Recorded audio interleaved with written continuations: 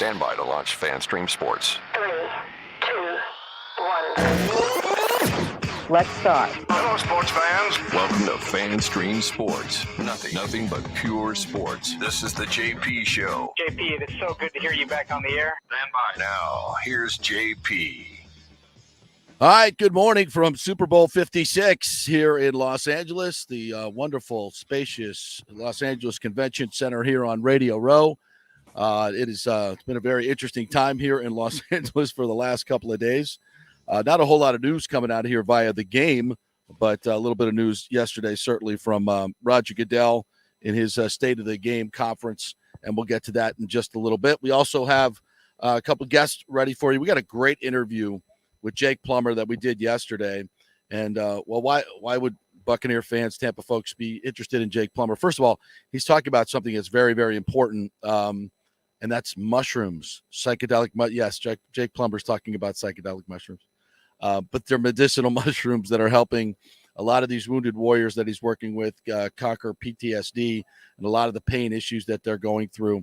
And it's really, really interesting research that's going on and helping people in a lot of different ways with mental issues. Certainly a lot of NFL football players dealing with pain. So we'll talk to Jake Plummer about that. But the more fun is the recruitment that Jon Gruden and Rich McKay did in 2006 to get him to come to the Buccaneers. Phenomenal story. We'll have that for you. John Turdy's going to join us at 10:45 for Pro Football Journal, talk about the game, but also he is the lead historian for the Pro Football Hall of Fame. Nobody knows more about the Pro Football Hall of Fame than John Turney. He will join us today and talk about Rondé Barber's possibility of getting it to the Hall of Fame. We will find that out tonight. I can tell you through back channels, people are talking about the Hall of Fame. Obviously, there are a lot of guys that were on the ballot that are here in Los Angeles, and I don't believe Rondé is one of them. So we don't know if that means he's getting in or not, but that's one signal that certainly people are talking about here. So, but I believe this is the fourth time for him, and you'll hear John Turney talk about it. We had a long conversation about Rondé, so it'll be very interesting as far as his candidacy for the Hall of Fame.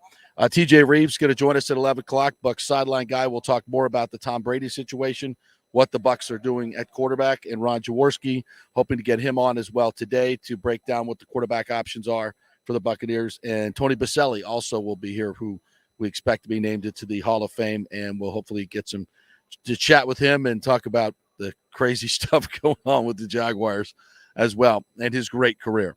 All right, Nick Geddes from Outkick.com is with us back in our Tampa studios. Good morning to you, sir. How are you? Remember what I told you about compromise on Monday, JP? Yes, you did. Yeah, and that took place yesterday. I went to Pier Bar with Casey. And you did? I did. I did couples night, and I'm in a lot of pain. All right, so explain to the folks, you brought Casey to, what was the compromise? What was the deal? I dragged Casey her is his fiance, by the way. I dragged her to PGA Superstore on Sunday, and in exchange, I would go to this night at Pier Bar, which, if you don't know what Pier Bar is, it's one of those, like, female-only, like, not a gym, like, they do, like, classes, like, all these different, like, stretching and all that kind of stuff. Like Pilates. Yeah, but this was, I don't know what this was. This was not as advertised. This wasn't stretching. This was not stretching. This was like speed, like aerobic, like core training. I mean, for an hour, we had done with the warm up, and I'm drenched in sweat. And I'm looking at Casey like, "Are we done?" And the head of the place was like, "Oh, it's just the warm up." I'm like, "The warm up? Oh my!" It kicked my ass, man. It kicked my ass. This is what Casey does all the time.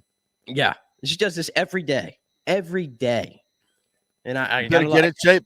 You better get in shape. I got a lot of respect for her now. I got a lot more respect now for anybody who goes through that stuff. That's not easy. Pure bar. So it was just a lot of aerobics or stretching, or I mean, it's like ab core training almost. It's a lot of ab core training. Oh no, it's not sit-ups. It's a lot of. If it was just sit-ups, we're fine. And a lot of interesting things. Let's just say. Oh, interesting positions that they put you in. Yeah, that men are not meant to go in. Put it like that. Yeah. It's so it's kind of yoga, Pilates. Yeah, it's all combined. That's a no for me. But hey, the compromise, you got to go to the PGA Superstore. So I did. It was. So would you make the trade again? Probably not. No. That's a no. That's probably not. No. I'll go to the PGA store on my own time. Our fans are chiming in. Richie P asked, "What are abs?" Exactly. I haven't seen those for a few years. So exactly. All right, let's get into some of the day's news. And we like to think of ourselves as certainly leading the way on all the stadium talk, and we've certainly been able to keep you guys up to date and kind of give you a preview of what's to come. And the latest salvo from Stu Sternberg, Marc Topkin from the Times got to chat with him over at the owners' meetings in Orlando. I covered those a few years ago. Very interesting. I mean, baseball owners they're a breed unto themselves. I mean, you think we got a winner in Stu. They're all a little strange, just to be quite honest. I mean, they're just not necessarily people that you and I hang out with a lot. So the article really, it seemed like it was kind of trying to figure out what exactly happened. What exactly happened with the Rays? What happened with the sister city plan? And one thing that I will agree with Stu on this is, and this is a quote from him, to rehash it, there's no value for me rehashing it at this point, but it's been nice to be around the senior baseball community here from all the other teams. They've been very complimentary and quite frankly, a bit surprised at what happened, as we were, but stuff happens. Basically saying it's kind of irrelevant from why it happened. Another quote, at the time I had asked for reasons for the Montreal vote. It was just a decision by the executive council, and it remains the same, principal owner Stuart Sternberg said. So he's basically just saying, they didn't tell me, I don't know, which I just have a really hard time swallowing that. But it is what it is. And the story goes on. With the 2027 end of their lease at Tropicana Field getting closer, the Rays are back to exploring stadium options in the Tampa Bay area. And Sternberg said recent talks with Mayor Jane Castor, new St. Pete Mayor Kent Welsh, and other area officials have gone well. Quote, it's been great to meet with them. I'm glad people are interested and excited. People want us in the area, which is the most important thing. We want to be in the area, which is the most important thing. So there's a good quote. We want to be in the area. That's the most important thing. So clearly he is pivoted now to obviously working with getting something done. Now, this is a quote from Matt Silverman. It's an incomplete picture of the work that they've been doing, talking about the report that came out the other day from the TSA about the costs and what it's going to take to build in Ybor City. Said it's an incomplete picture of the work that they've been doing, and we're eager to see that full pitch once it is ready. Rather than react to a news report, we're excited to sit down with the city and the county and the TSA. We know they've been working hard on the effort, and we're excited to see what they put together. They want to put their best foot forward. We're eager to see it. So a lot of positive talk, which is really, really good. Now, I thought another interesting sidebar to this was Jerry Reinsdorf, the owner of the White Sox, who is a complete a-hole. They did talk to him, or Topkin did. He says, the White Sox chairman, Jerry Reinsdorf, one of the 8 owners on the executive council, said he remains convinced the Rays can be successful in the Tampa Bay area. Quote, it should work, said Reinsdorf, who considered moving his team to St. Pete in the late 80s before he screwed us. That was my comment, not what Topkin wrote. Said, yeah, it should work. What will it take, Reinsdorf said, as have many others, is a new ballpark. I think Stu, quote from him, I think Stu should do what I think he's trying to do, which is to get a stadium built in the Tampa area. As for where, that's up to Stu. Reinsdorf said, whatever he thinks works, I'll be supportive of anything that Stu wants to do. So obviously the owners want the team to stay here. They're not leaving this market. We've told you that time and time again. And as for exactly what went down, it's basically, and I'm sticking to this story, it was about the players union. The players union did not want this to go forward. Happened at the time of the CBA. That's basically what happened. All right, let's take a quick break. We're gonna line up a couple of guests here. We got some folks waiting, and so Nick, let's hit the quick break, and when we come back, we'll have a special guest. So stay with us. It's the way it happens on Radio Row.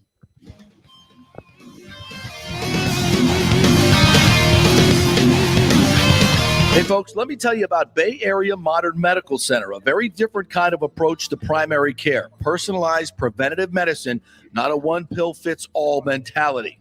Christopher Lugo and his experienced medical staff are proactive in looking at issues before they become a problem, encouraging a healthy lifestyle with proper diet, supplements, and exercise to optimize your active lifestyle. Rather than the impersonal, rushed approach, you will be the only patient and will have our full attention. That's new. Getting old is inevitable, but feeling and looking old is avoidable. Bay Area Modern Medical Centers are experts in anti-aging regenerative medicine that optimizes your body's performance in many areas. So call for an appointment to get started on a journey back to full health and a happy life with a new, modern way of healthcare. Call 844-977-3477 or go to BAMMC.com. That's 844-977-3477 or BAMMC.com. JP here for my friend, attorney Christopher Palermo. If you are having issues with a claim on your homeowner's insurance from a sinkhole, storm damage, water intrusion, defective stucco, and construction defects, or any other issue, Christopher is your man. These big insurance companies didn't get rich paying out what you deserve. Chris founded his practice in 2009 with a passion to help all Floridians with disputes where they were forced to take on the powerful and needed a champion in their corner. Chris wants to make sure you will receive the most aggressive and compassionate representations. He has recovered millions in settlements on behalf of his clients facing defective stucco damage and other construction issues. So call Chris, mention the JP Show, and he will give you a free consultation. That's 813-221-5636 or go to PalermoPA.com. He's a fifth-generation Tampanian graduate of Jesuit High School and the University of Florida, and he cares deeply about you and the community. That's 221-5636 or PalermoPA.com. Homeowners, listen up. Property values have risen in the Tampa Bay area to record levels, some up to 24% in 1 year. It's time to refinance your home and pull out the equity before rates go through the roof. Call my man Scott Fitzgerald at 813-294-7595 or email him at scott@amstampa.com. Scott believes interest rates will be over 5 very soon due to the volatile economy and inflation, but you can still lock in the mid-3s, but not for long. This means you can save tens of thousands of dollars over the life of your loan. Now, Scott is an independent broker, so he can shop your mortgage around for the best rates, and he will pay for your appraisal if you mention you heard it here on the JP Show. That's a $500 to $700 value. Scott does not charge the huge upfront fees like the big banks do. In this uncertain economy and political climate, better to have cash in hand now. So call Scott at 813-294-7595 or email him at scott@amstampa.com. Coming back at you. Now, more with JP on FanStream Sports. It's only just begun.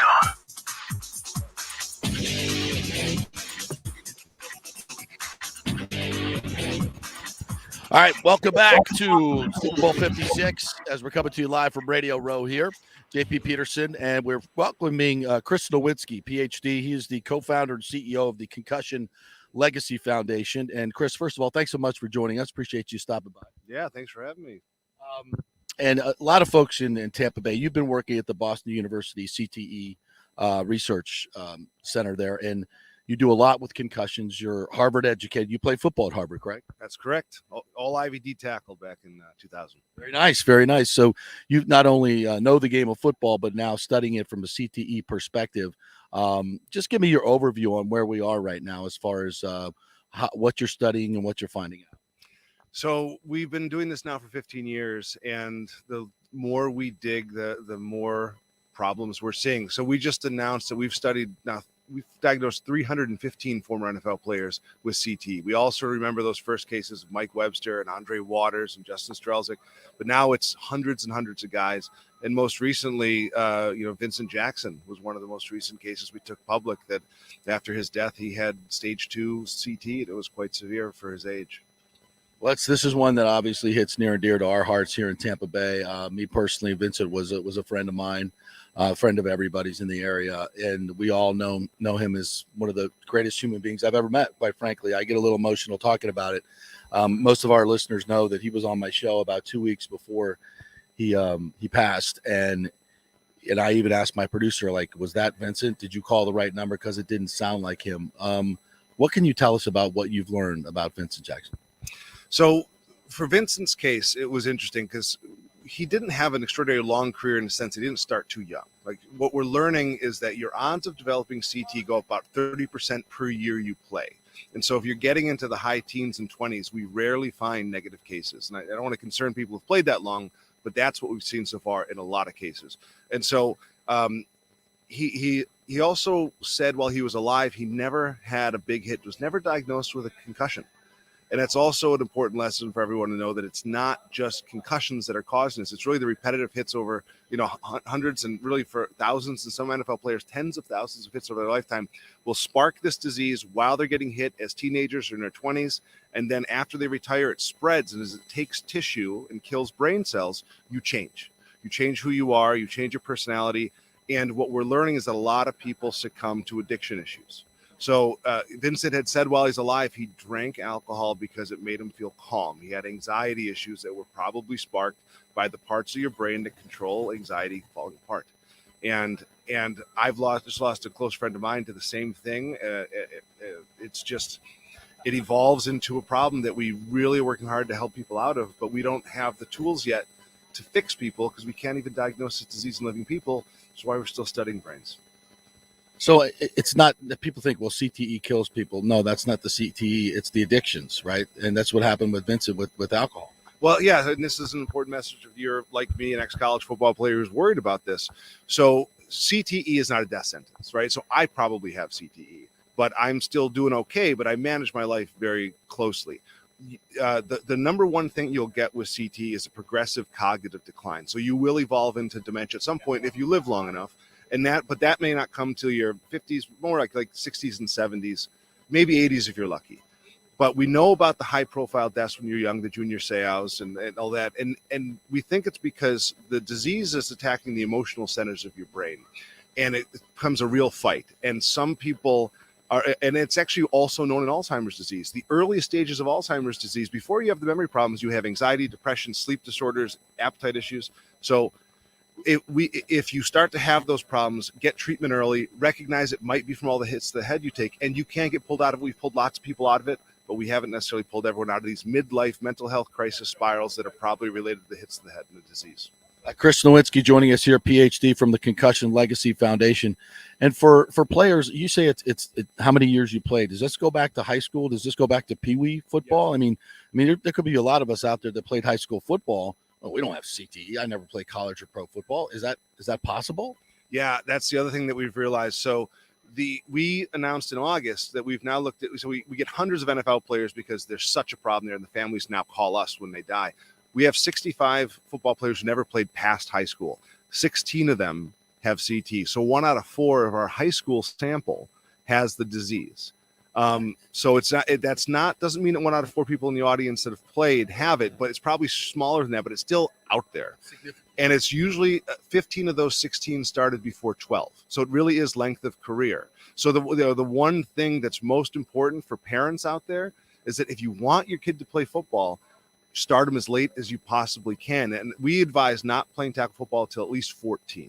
Really, I didn't play till 14. Like I did fine. I was able to go to college. The skills you learn young, it's just not an appropriate game for children. Just to put it another way, is it a good idea to hit your 10-year-old in the head 500 times a year?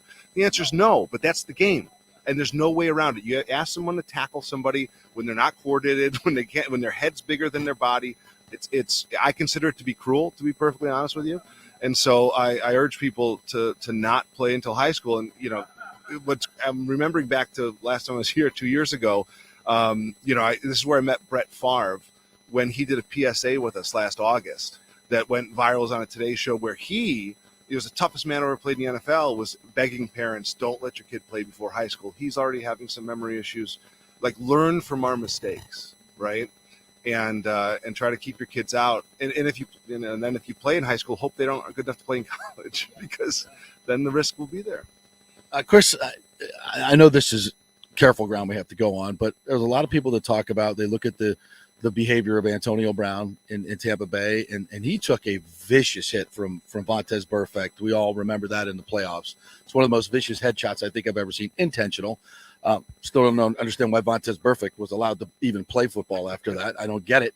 But what can we say about his behavior? Is this possibly related to CTE, or is it something else? Yeah, I actually wrote a blog about this on the Concussion Legacy Foundation website because it is appropriate to ask that question. And frankly, this was all happening just a couple weeks after we diagnosed Philip Adams with CTE, right? So you remember that? So Philip Adams only played 6 years in the league, bounced around to a number of teams, and at 32, he started having this big, he was falling apart, like their journals where the FBI still isn't making sense of them. And then he, sort of in a delusional, whatever it was, no drugs, no alcohol issues, went and killed his neighbors' grandchildren, two people working on their property, and then himself, right? And so I think he's only 32. He had stage 2 CT with like even atrophy of his frontal lobe. It was that bad for him. So he literally the part of your brain that's involved the judgment, decision making was atrophied. So if that can happen for Philip Adams, Antonio Brown is around the same age. He's still playing, but some people might argue he's changed over time, right? His behavior's changed, the way he talks has changed. We have to recognize that our data would suggest at least 10% of NFL players playing right now have CTE, and it's probably much higher, right? So the question is, Antonio Brown has had a very long career, so he's in a higher risk bracket. So we have to recognize, just statistically, there's a very good chance or a decent chance he has the disease. Then is the disease causing this behavior? Is it other things? That's a harder question to answer. But I think we have to be empathetic to the idea that it's not just CT. It is the brain injuries. You talk about that one big hit. One big hit can change your life. There are people out there listening who've had one fall and never quite been the same. And we have to face this truth that this game is just, changing people and destroying people. And it doesn't mean that you can get away with anything. But we have to help people when they need the help, and we have to help the people around them, because this is a time where it's not just the person that's getting hurt, it's their family, it's their children, and sometimes it's strangers. And again, my third brain I ever got with this work in 2007 was my colleague Chris Benoit with WWE. So I wrestled for 5 years. I knew him. He was a great guy. And then one day doesn't show up to a show, and we find out he's killed his wife and his son and himself. Right. And we diagnosed him with CT, like severe CTE. So, it's sort of like as long as you don't want to scare people, but you also want to say, we don't know what the worst possible consequences are, because they keep getting worse. Chris Nowinski joining us here from the Concussion Legacy Foundation. These are chilling stories. They really are. And I was actually talking with someone who is in MRI business, and they do MRIs on boxers, and boxers have to take MRIs to see, and I'm being I do not know this terminology very well, so please help me out. That there's gray matter that you can see in an MRI, and that is somewhat associated with CTE, and they will not let certain boxers box if there's a certain level of this. I understand. Is this correct? Well, yeah. If you're picking up problems on the MRI, like you're well advanced into this, right? But yes, you're right. They shouldn't. They look for atrophy of the brain. They look for what's called cavum septum pellucidum, basically a membrane in the middle of your brain splits into two, and it's a very obvious sign of CTE. And then we just published on what we call, people have had this who've had MRIs, non-specific white matter hyperintensities. I actually was asked to stop wrestling at 25 because of that, not even because of the post-concussion syndrome. I had so many that we've now associated with CT, greater likelihood of CT, and it's really scars from brain injuries. Those little white dots are just dead tissue. So yeah, that's what we're. So when I had this conversation, the thought was then, well, why aren't we scanning every NFL player's brain? Why? I mean, they go through physicals every year on every part of their body. I mean, when they go to the combine, they're prodded. Should we not be doing brain MRIs? Because and what appears to me is that they don't want to do them. Because players want to play, and NFL wants them to play. And the players want to play, the NFL wants them to play, and none of the information you get on an MRI is actionable, right? Like, it doesn't say you should stop tomorrow. It says, all right, you're screwed in 30 years, right? And so they might say, well, I want to keep playing then and set up my family because it's already too late. Like, it's a hard ethical question to answer. So that's what we are racing to test people to know while they're alive. But I don't know if I want to know if I have it, for sure, because it's a heavy burden to bear. But and by the way, while we're also talking to Tampa, I've got to give a shout out to Lisa McHale. So Tom, the second brain donor we ever had at Boston University was Tom McHale. Played for the Bucs for a long time. He was a Cornell guy, and a great, I'd never met him, but I've heard nothing but a great guy. So his widow Lisa has been working with us for a decade now. And she was our first employee. She actually works with all the family members of our now 1,250 brain donors to the brain bank to make sure that they have a positive experience. And so, Tampa goes deep with us. And so just friends of Lisa, I know Lisa doesn't listen. Oh, yeah, you have? Oh, okay. So, yeah. So someone call Lisa and tell her we're talking about her and how great a job she's doing. Well, Chris, I guess finally in wrapping this up, what are your recommendations? I mean, everybody's out there, and I can hear some of my fans going, look, dude, stop with this. You're going to take away my NFL now, blah, blah, blah. But I think it should be instructive for the players to know and let the players at least be able to decide, like, hey, look at my MRI. You've got some beginning signs here. I mean, I think all players would want to do that. Now, it doesn't necessarily have to be, you get X amount of percentage, you can't play anymore, but they need to have the information. Yeah. No, if you're a player, take control of your destiny, play a part in the choices that you make. If you are concerned that you have an issue, we have a helpline at the Concussion Legacy Foundation. So Google CLF helpline, and we will find you a doctor in the area. There's great doctors in Tampa to help you figure out what your next steps are. And then again, with the kids, like if you've got a kid playing or you want a kid playing, don't put them in sports where they're going to get hit in the head hundreds of times. Wait to play football until high school, and you'll give your kid the best chance to succeed in life, which is really what it's all about. Chris, thanks so much for coming on. I really appreciate the conversation. I know the folks in Tampa appreciate it, and it's something that we really, really need to be talking about. We don't want to talk about it, but we need to be talking about it. I really appreciate your information. Thanks. No, thank you, JP. It's good to see you again. All right. We'll take a break now. When we come back, we were going to talk to John Turley, a Pro Football Hall of Fame historian, and we'll get his take on what's going on with Rondé Barber and who might be going in tonight. So stay with us. We'll be back live here to Super Bowl 56 right after this.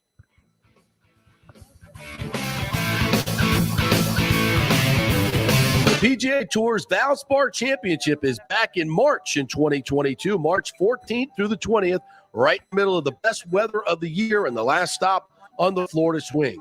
The Valspar has become one of the must-do events on the Tampa Bay sports and social calendar, so get your best tickets before they sell out. The game's biggest stars love the Copperhead course at Innisbrook.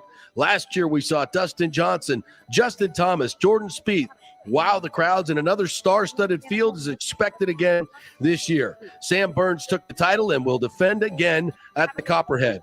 This will be a full tournament with the return of Valspar Live, our free Saturday concert featuring Chris Young and Big and Rich, and other amenities including Chameleon Cove, the Hooters Owl's Nest, the Publix Chill Lounge, and other hospitality venues. Go to ValsparChampionship.com for tickets. The best premium hospitality areas will sell out, so don't wait. That's ValsparChampionship.com. Are you selling your home or refinancing? JP here for Greenleaf Title. You choose the title company, not the realtor, and it makes a difference. You want a reputable company that will make sure your title is safe and secure. There are a lot of scammers out there right now, so go with a trusted company like Greenleaf Title. Plus, they will close anywhere, folks, and they will send a limo to pick you up to come to the closing. Yep, the great JP Limo Closing is back. All you got to do is give them a call at 727-258-6005 or go to greenleaftitle.com. We'll set up the limo for you. They'll come pick you up. Heck, we even picked up one couple, took them to Black Rock Restaurant, one of our favorite advertisers, and to the closing. That's how they do it at Greenleaf Title.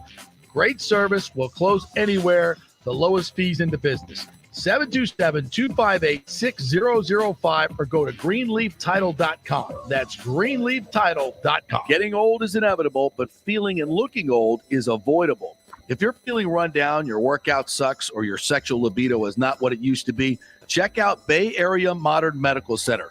That happened to me a few years ago, and I found out I had the testosterone level of a second-grade girl. That's not good. Our food, environment, and stress can cause your T levels to drop. Bay Area Modern Medical Center can help, and they are different. They offer customized hormone replacement for both men and women. Christopher Lugo and his medical staff can help you restore your energy, your sex drive, and your feelings of well-being. It was a total game changer for me. I have way more energy, lost 30 pounds, and I'm performing better in all areas of my life. Nobody wants to talk about sexual health, but it's key to a balanced life. We offer discreet treatments with real-world results. So if you're suffering from a lack of interest in sex, ED, or a lack of sexual stamina, Dr. Lugo and his staff can help. Take your health care to the next level at Bay Area Modern Medical Center, 844-977-3477 or BAMMC.com. Homeowners, listen up. Property values have risen in the Tampa Bay area to record levels, some up to 24% in 1 year. It's time to refinance your home and pull out the equity before rates go through the roof. Call my man Scott Fitzgerald at 813-294-7595 or email him at scott@amstampa.com. Scott believes interest rates will be over 5 very soon due to the volatile economy and inflation, but you can still lock in the mid-3s, but not for long. This means you can save tens of thousands of dollars over the life of your loan. Now, Scott is an independent broker, so he can shop your mortgage around for the best rates, and he will pay for your appraisal if you mention you heard it here on the JP Show. That's a $500 to $700 value. Scott does not charge the huge upfront fees like the big banks do. In this uncertain economy and political climate, better to have cash in hand now. So call Scott at 813-294-7595 or email him at scott@amstampa.com. Hey, folks, let me tell you about Bay Area Modern Medical Center, a very different kind of approach to primary care. Personalized preventative medicine, not a one-pill-fits-all mentality. Christopher Lugo and his experienced medical staff are proactive in looking at issues before they become a problem, encouraging a healthy lifestyle with proper diet, supplements, and exercise to optimize your active lifestyle. Rather than the impersonal, rushed approach, you will be the only patient and will have our full attention. That's new. Getting old is inevitable, but feeling and looking old is avoidable. Bay Area Modern Medical Centers are experts in anti-aging regenerative medicine that optimizes your body's performance in many areas. So call for an appointment to get started on a journey back to full health and a happy life with a new, modern way of healthcare. Call 844-977-3477 or go to BAMMC.com.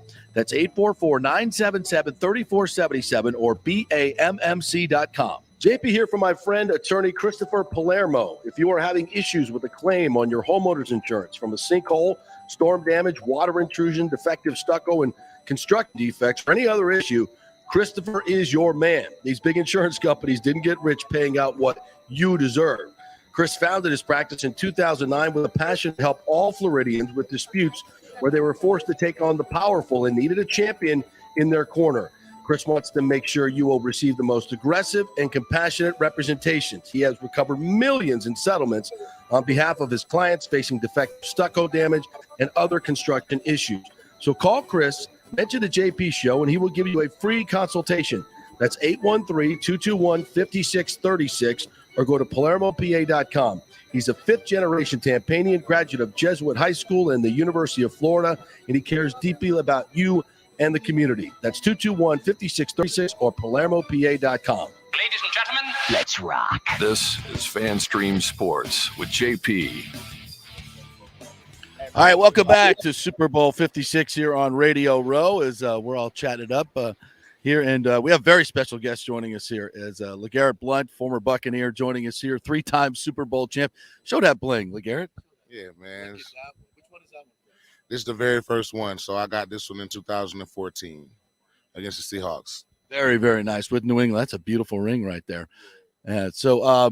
Well, first let's talk a little bit about those Super Bowls with New England and Belichick and a guy by the name of Brady, who we've come to know in Tampa Bay a little bit. What was it like when you first got to New England after Tampa Bay? And obviously that was a big culture shift. Right. Talk about the differences and what you learned there. I grew up, born and raised in Florida, so, obviously playing for the Tampa Bay Buccaneers was like a dream of mine, even though I grew up a Miami Dolphins fan. Tampa was just kind of closer to home. I knew that my family would be able to get to every game, and I know that'd be a big part of just me being in the league and being able to to experience that whole thing with me. So when I got traded to the Patriots, I was actually in LA Fitness playing basketball. And I used to play over there. Yeah. I stopped playing because of guys like you. and everybody was just like, man, somebody's phone is going crazy over here. And I finished playing my game, and I checked my phone. I'm like, oh snap! Schiano done called me 4 times and sent me 5 text messages. Just called me back. I don't know what's going on. I'm thinking I'm finna get cut. I don't know what's going on. And he was just like, hey, man, I just call and let you know personally before it comes out that we traded you to the New England Patriots, yada, yada, yada. And I was like, you just traded me to the Patriots? He was like, yeah, man, I think that's best for both organizations, yada, yada, yada. And then I was like, yep. I hung up the phone. I don't think I've talked to him since. But I appreciate it, though. I was going to say you shouldn't be upset, right? You should call him and thank him. At the time, you were young. You don't know. You know what I'm saying? I didn't know the culture of New England. I just knew what people were telling me, bro. It's extremely hard, yada, yada, yada. And that's all I knew. And when I traded, I was like, yep, appreciate you. And that was the last time I talked to him. But now I appreciate it. I really appreciate it. And this is a sincere appreciation about what you've done for me, because I just don't think that me and him would have gotten along for a long You weren't alone. Let's just be honest. I mean, just covering the team and talking to a lot of folks, that was a different era. He was a different cat. And the toes on the line and all that, straight up. There was a lot of guys that just didn't get. He didn't treat you guys like grown ass men. This was he was trying to do the college thing. That doesn't work. What was that like? It was horrible. It was not the best experience. He just never related to me personally.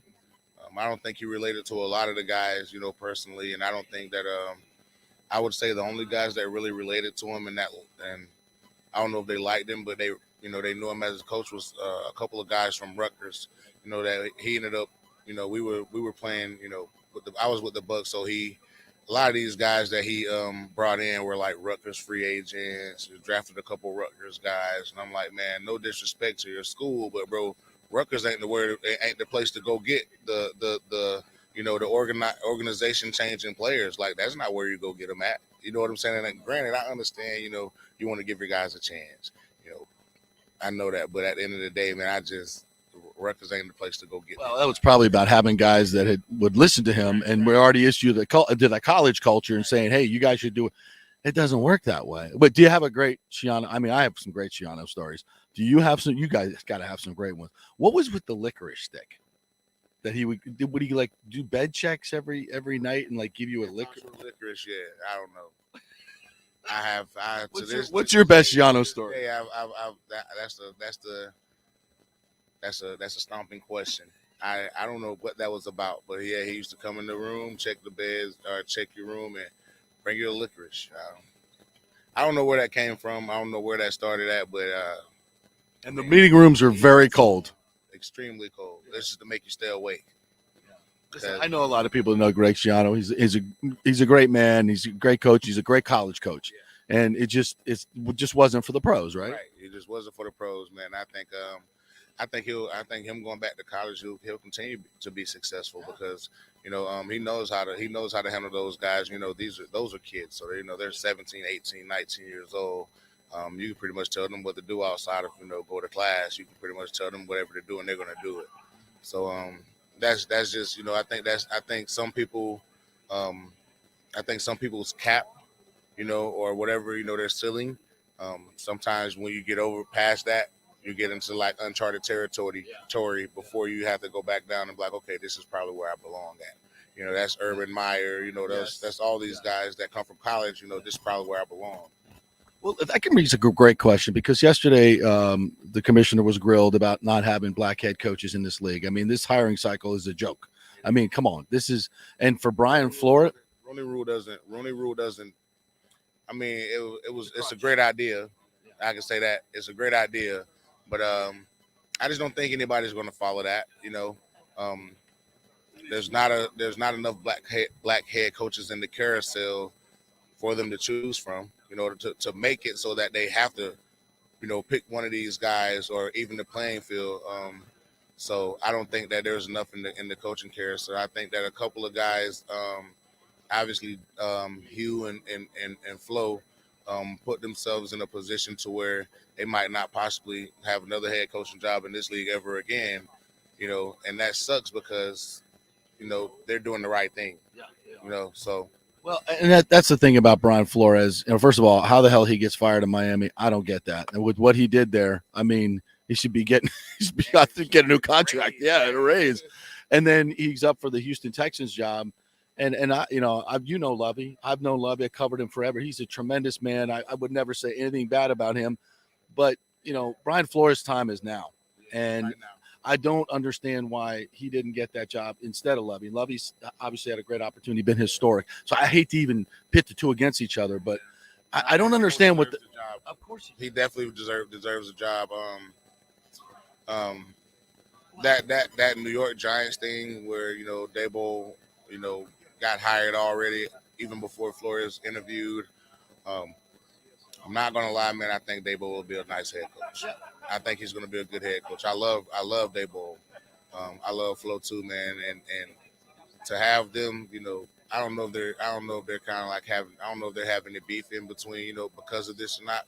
But it ain't to Daboll's, defense. It's not his fault that they did that. You know what I'm saying? It ain't my fault. I'm going to interview for the job just the same way you interviewing for the job. It just so happened that I ended up you know what I'm saying? That's how, like I said, it's messed up. That Flores has to even interview for a job at this point in time. Like, I don't understand why he wouldn't still be the head coach of the Miami Dolphins. No one understands it. Do any players want to go play for the Dolphins now, given this situation? I doubt it. I highly doubt it. I'm pretty sure sooner or later you're going to hear something about Tua wanting to leave. You're probably going to hear something sooner or later about another prominent black player that wants to leave. It's probably just going to be a domino effect. You know what I'm saying? It's like same thing like whenever it happened to the something like this similar kind of happened, I think, to the Texans. And I think a lot of guys wanted to get out of there. I'm not sure if it's the right team I'm talking about, but something similar happened to where a lot of guys wanted to jump ship after their head coach was fired. It's a problem in the NFL, and I don't necessarily think the Rooney Rule is going to help because I've talked to some of the black coaches and they hate the Rooney Rule because they feel like they're going on these sham interviews. The problem lies, quite frankly, just with the owners. It owns with the owners and most of these older white owners that just. I think. I'm trying to remember the reporter's name yesterday in the commissioner's press conference who listed the 24 teams that have had one black head coach or none. I think there's 17 teams that haven't had one.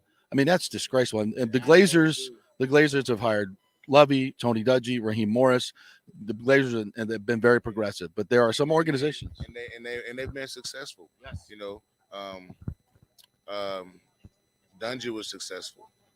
Raheem was successful for a year or so. Working with nothing, right? Lovey was, pretty successful. I just think that there's just a really short leash for the black coaches. You know what I'm saying? It's almost like, bro, you got to win more than 9 games. You don't play but 17. Right. You know what I'm saying? Like, how many teams? And to be honest with you, there's not going to be a lot of teams that's going to go 10-7 or 9-8. You know what I'm saying? It's hard. It's hard. And as a black coach, I feel like there's so much pressure on you to overcome. If your team was 2-14 last year, or 2-15 last year, if you're hired as a black coach, they're expecting you to take them into a 9 or 10 win season the next year. And if you don't do it that year, they expect it the next year. And if you don't, then that's it. You know what I'm saying? Pretty much. And you got coaches out here that are winning. How long was Joe Judge a head coach for the Giants? Well, look at and no disrespect to these guys, but Jeff Fisher was 8-8 for 20 years. Right. Seriously, you know what I'm saying? With the Titans, like, come on, and like I said, there's no knock because I like Joe Judge as a special teams coach, but as a head coach, I don't think Joe Judge should be there. I don't think he should be I don't think that.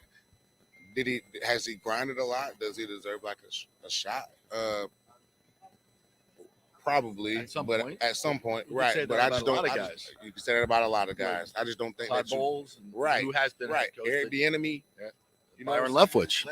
You can say it about a lot of guys, and these guys aren't. These guys are coordinators. These guys aren't. A special teams coordinator that just got promoted, that just got a head coach. Joe Judge was a special teams coordinator that got a head coaching job. And I'm not saying that that's no hate because Rich Bisaccia done a really good job from being a special teams coach to a head coach for the Raiders.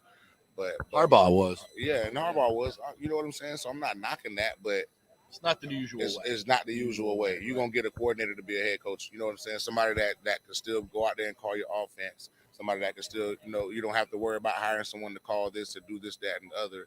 You hire a special teams coordinator. Now you got to go find your offensive coordinator. You got to go find a defensive coordinator. You got to go find a somebody else. You know what I'm saying? Because your head coach is now going to be a special teams. That doesn't even sound right to me. LeGarrette Blount joining us here. I got to ask you about Tom Brady. It's the law. I have to ask you about Brady. So what was it like leaving Tampa Bay and that collegiate culture and going to New England with Brady and Belichick? Like when you first got there and you said, oh, this is why they win. What were some of those things? For the most part, I say the first thing that I really realized was the climate change. That was a game. That's a game changer for me. But besides that, after about a week or so of kind of learning and getting the routine down, I was locked in. I was happy. I was excited because, like I said, it wasn't like a military. You know what I'm saying? It was more so being accountable for you. You know what I'm saying? Be accountable. Make sure you come do the work. Grind whenever you're here. And then you're good to go home. And I just don't think that a lot of guys want to do that. You know what I'm saying? Yeah. They don't want to put in that work. And I think those are the guys that don't enjoy New England. What about Brady? What did Brady bring to the table? Everything, man. He loved you. He welcomed me with open arms. Yeah. You know what I'm saying? He was already, he had already told me, hey, man, I've been looking at you. I've been a fan. He's a good dude, man. He's just all around good dude. He helped me along the way learning the offense because that is a pretty complex offense to learn. Probably the hardest offense I've had to learn in my career.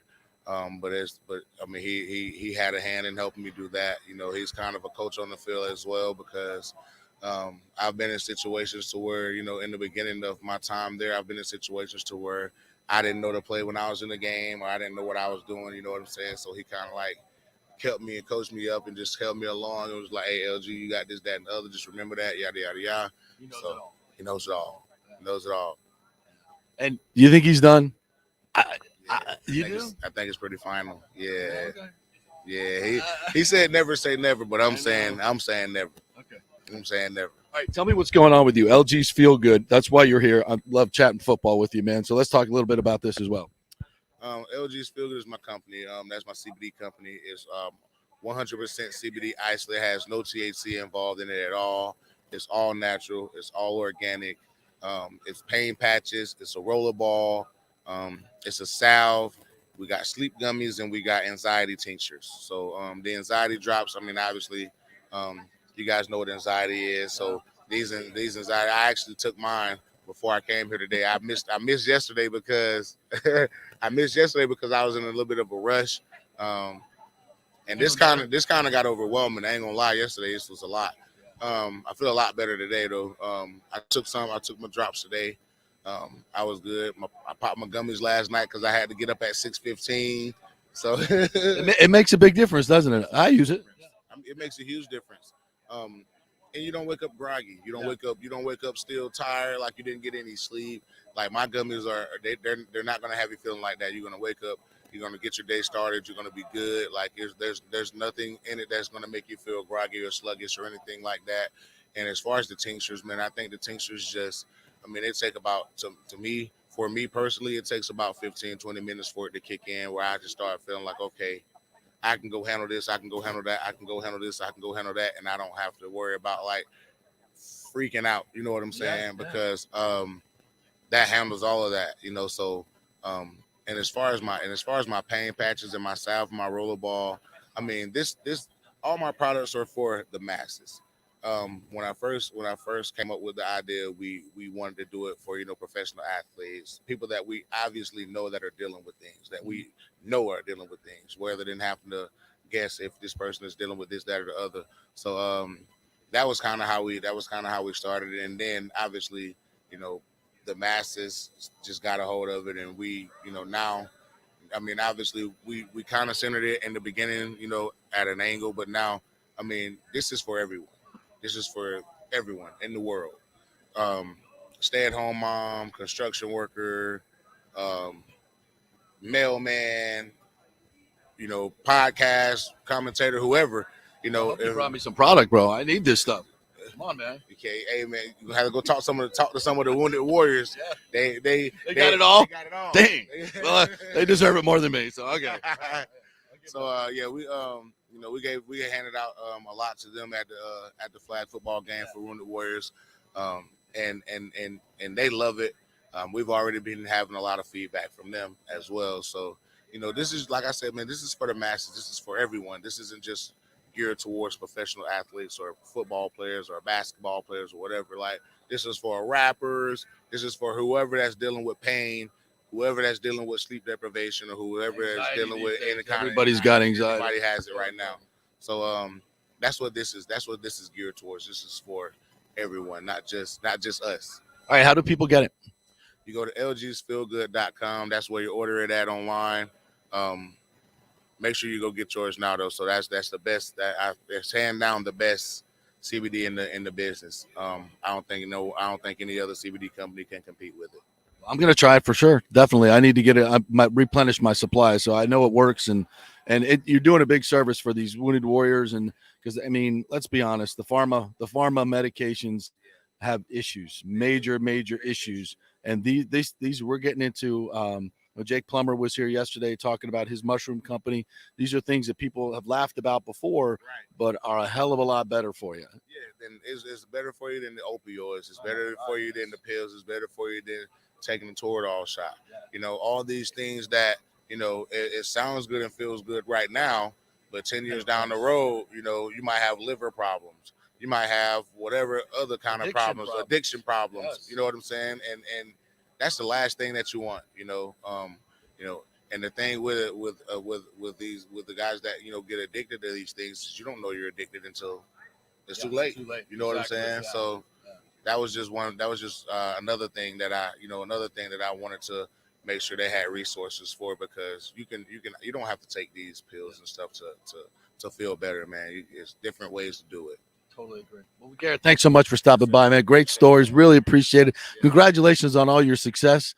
I mean, you just the ultimate baller in the biggest games, man. And I know a lot of Bucs fans wish you never left, especially watching you win Super Bowls and everything else. But we got the story now. We blame Schiano again. We blame Schiano again. It's all good. You know what I'm saying? You thank him. All what it ends well. Right. LeGarrette, thanks, buddy. Appreciate it. All right, we're going to take another break. We'll come back here to Super Bowl 56. We're going to talk Hall of Fame with Jon Turney, and also going to talk with TJ Rives, Bucs sideline reporter. So stay with us.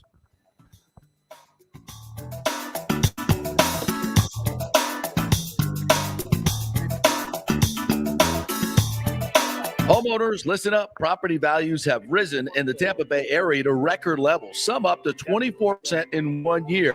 It's time to refinance your home and pull out the equity before rates go through the roof. Call my man Scott Fitzgerald at 813-294-7595 or email him at scott@amstampa.com. Scott believes interest rates will be over 5 very soon due to the volatile economy and inflation, but you can still lock in the mid-3s, but not for long. This means you can save tens of thousands of dollars over the life of your loan.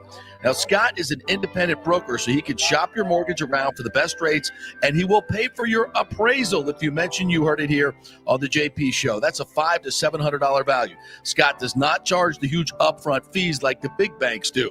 In this uncertain economy and political climate, better to have cash in hand now. So call Scott at 813-294-7595 or email him at scott@amstampa.com. Hey, folks, let me tell you about Bay Area Modern Medical Center, a very different kind of approach to primary care. Personalized preventative medicine, not a one-pill-fits-all mentality.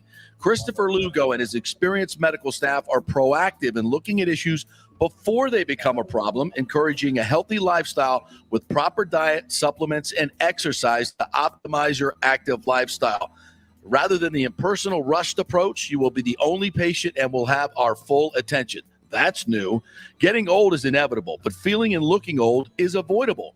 Bay Area Modern Medical Centers are experts in anti-aging regenerative medicine that optimizes your body's performance in many areas. So call for an appointment to get started on a journey back to full health and a happy life with a new, modern way of healthcare. Call 844-977-3477 or go to BAMMC.com. That's 844-977-3477 or BAMMC.com. JP here for my friend, attorney Christopher Palermo. If you are having issues with a claim on your homeowner's insurance from a sinkhole, storm damage, water intrusion, defective stucco, and construction defects, or any other issue, Christopher is your man. These big insurance companies didn't get rich paying out what you deserve.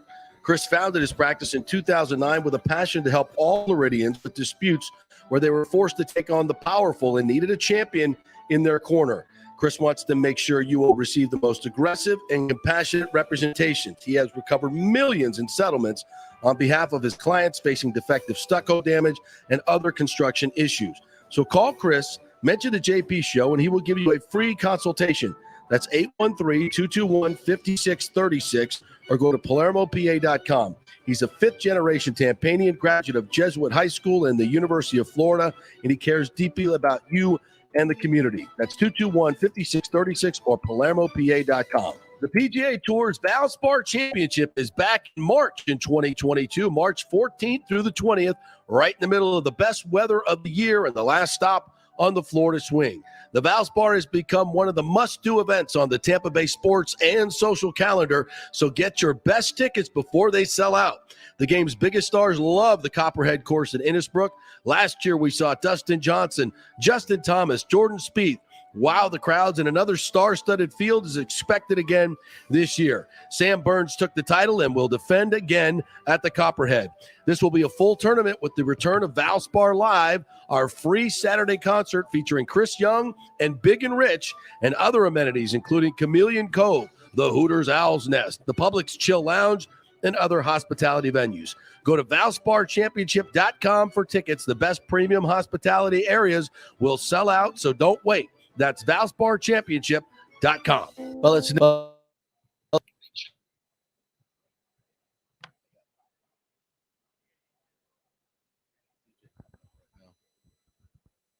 Are we back?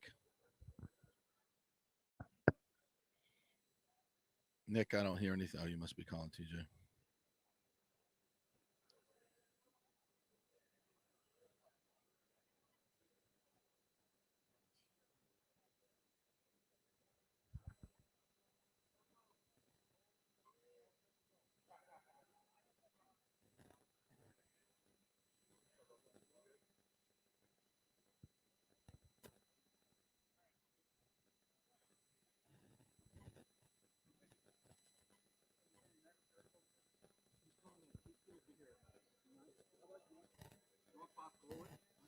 Yeah, I'm giving it 11:45, I think.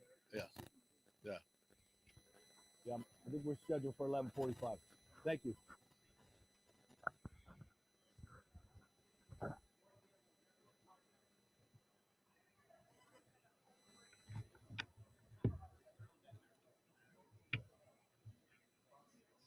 What's news around here? I need what's the scuttlebutt?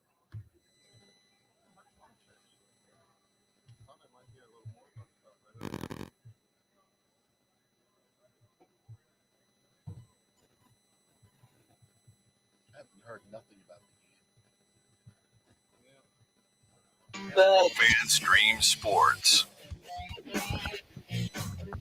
All right, welcome back to Super Bowl 56 here in beautiful Los Angeles.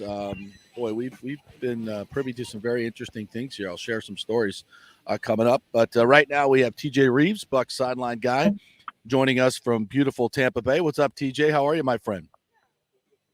I am fantastic. Happy Super Bowl week. You are out there, and then you're in need of what from me today? Although the weather is better today than what it's been the last 2 or 3 days. I know you just got out there. The weather's always good in Southern California, but, you know, I'm just here. I'm at your service, whatever you need. How is Radio Row? Is it hopping yet on a Thursday? It is. It's hopping. Just seeing a lot of old friends here. Jill Arrington was walking around, worked with her during my travails. You know, the beautiful and lovely and talented Jill Arrington. Yes. Tony Baselli's running around here. Looks like he's going into the Hall of Fame tonight. Rondé's not here, so I'm not sure if this is going to be his year. But eventually, I think he'll get in. So. To say, what do we know? What do we believe? Because my understanding is the voters, including Ira Kaufman, who made the pitch for Rondé as the longtime Tampa Tribune NFL writer and the Hall of Fame voter. He made the pitch previously successfully for Derek Brooks, Warren Sapp, John Lynch, and Tony Dungy. So he made the pitch, but these voters don't know the final tally. They have an idea from how the debate went, but they're in the dark too. And part of that is they want to try to keep the secrecy because this was done, JP, like 2 or 3 weeks ago. They did their meeting and they did the vote. But even I know this from two of the voters, they don't know the results, is my understanding. They may know them by now, by this afternoon, before the announcement tonight. But so everybody else have a better. Let's 2-0 in there. Maybe it is tonight. I don't know. But you haven't seen him, huh? I have not seen him here. And I've seen some of the other guys that may or not go in. And I think the people that are going in are probably here in Los Angeles. So if that's any clue, but eventually, and I think the good news is we're going to talk to Jonathan Turney here in just a little bit. He's a Pro Football founder of Pro Football Journal and a historian of the Hall of Fame. Nobody knows more about the Hall of Fame than him. And so we'll chat with him and kind of get a feel. I think Rondé's eventually getting in. I just don't think it will be tonight, but we'll see. Let's keep our fingers crossed and we'll see. What I need to know from you is, do you speak German? Because evidently the Bucs will be taking a trip to Guten Tag and a couple of other things. No, but that was a very interesting announcement yesterday because you connect the dots. The Glazers made the announcement and the NFL made the announcement that Germany is one of the markets for whom? The Tampa Bay Buccaneers. So that is an interesting announcement. So that'll be you'll be working the sidelines where they play soccer at Bayern Munich plays soccer in the big Munich stadium or perhaps Frankfurt. That'll be interesting. You've done the London thing, right? So this will just be another mark on your passport. But I think it is interesting that explain your experience internationally as far as working those games, and what do you think it might be like in Germany? So the first two times we played at Wembley Stadium in London, playing against, guess who, Tom Brady and the New England Patriots with the Raheem Morris Buccaneers. We then played a couple of years later also at Wembley against, guess who, Lovie Smith and the Chicago Bears, who later became the Bucs coach and is now back as the head coach of the Houston Texans. So in those two instances, we stayed kind of interesting, around kind of the trendy area of London. And then, of course, you have the game. The one thing that you're struck by is the NFL does an amazing job of making that place look like an NFL stadium. And then eventually we did the game a couple of years ago, 2019 at Tottenham Hotspur Stadium, which was a brand new facility at that point. It's just been redone. Amazing state of the art with everything they have. So the NFL does a fantastic job of making that look like an NFL stadium, even though it's a British soccer stadium that they're converting and making into it. But the wild thing is, other than the hardcore NFL fans that are there in London or in Europe, most of the rest of Europe and the UK and the sports fans in London, et cetera, they don't know and don't care. I mean, it's wild to walk around. Yes, the 90,000 that are there on game day, they are into it. You'll see fans of all the teams. That's one of the things that struck me, JP, especially the two games at Wembley more so, was you would look in the stands and there's 20 different NFL jerseys. It was not just Buccaneer Bears or Buccaneer Patriots. You would see a Drew Brees Saints. You would see an old school Dan Marino Dolphins. You would see all of these European fans in all these different jerseys, Barry Sanders, Emmitt Smith, Brett Favre, on and on, Tom Brady, on and on, even if we weren't playing the Patriots. So that strikes you. There are some fans, obviously, in different parts. You mentioned Frankfurt. You know our guy, Doug Graber, a longtime a coach in the NFL, assistant coach of the NFL, and college football, the head coach at Rutgers. He was the coach of the Frankfurt World League team, and they had massive interest in Frankfurt in American football, obviously. So Graber would be a great one to give insight on that market in particular, but it's an interesting concept of trying to grow the game in an area that is just so overwhelmingly dominated by their football, by soccer, as we call it. TJ Rives, Bucs sideline guy, joining us. I got to ask you about the latest on Brady. You heard the comments on his podcast the other night. Never say never. I mean, come on. Is this? I mean, the Bucs are busy like trying to figure out what's next. Is it Tom Brady? Is Tom Brady next? Is he coming back? I mean, I still felt like, I still felt like he wanted to play some more. He going out on top. I mean, I get it, but man, this guy's playing at the highest level. Do you think he's really done? Well, and it surprised me. I thought he would be back for one more year, unfinished business, to try it one more time.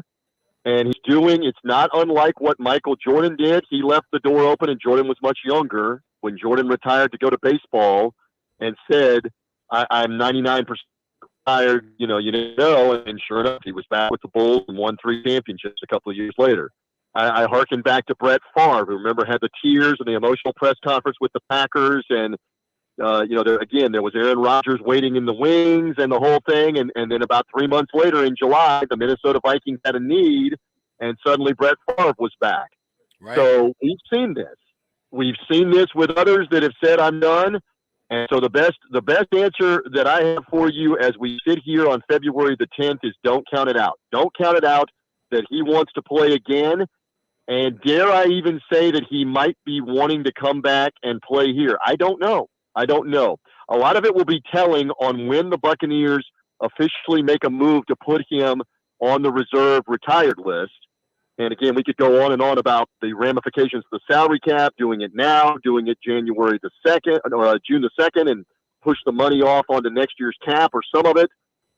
Let's see what they choose to do with putting him on the reserve retired list, because the other thing that obviously, you've been over this, is that means that any team that wants him, if he were to come back, would have to make a trade with the Buccaneers to be able to get him. If you were to waive him and say goodbye, then he could sign with another team if he wanted to come back. That's kind of the chess and the gamesmanship on if he is really coming back. You want to have some leverage. You want to be able to get something in return. But I don't – what's your gut? What's your gut on this, on whether he wants to play one more season or more? I think he wants to play. I think this retirement was, I don't want to say a rash decision, but I think he was planning on retiring and maybe even made some promises to retire.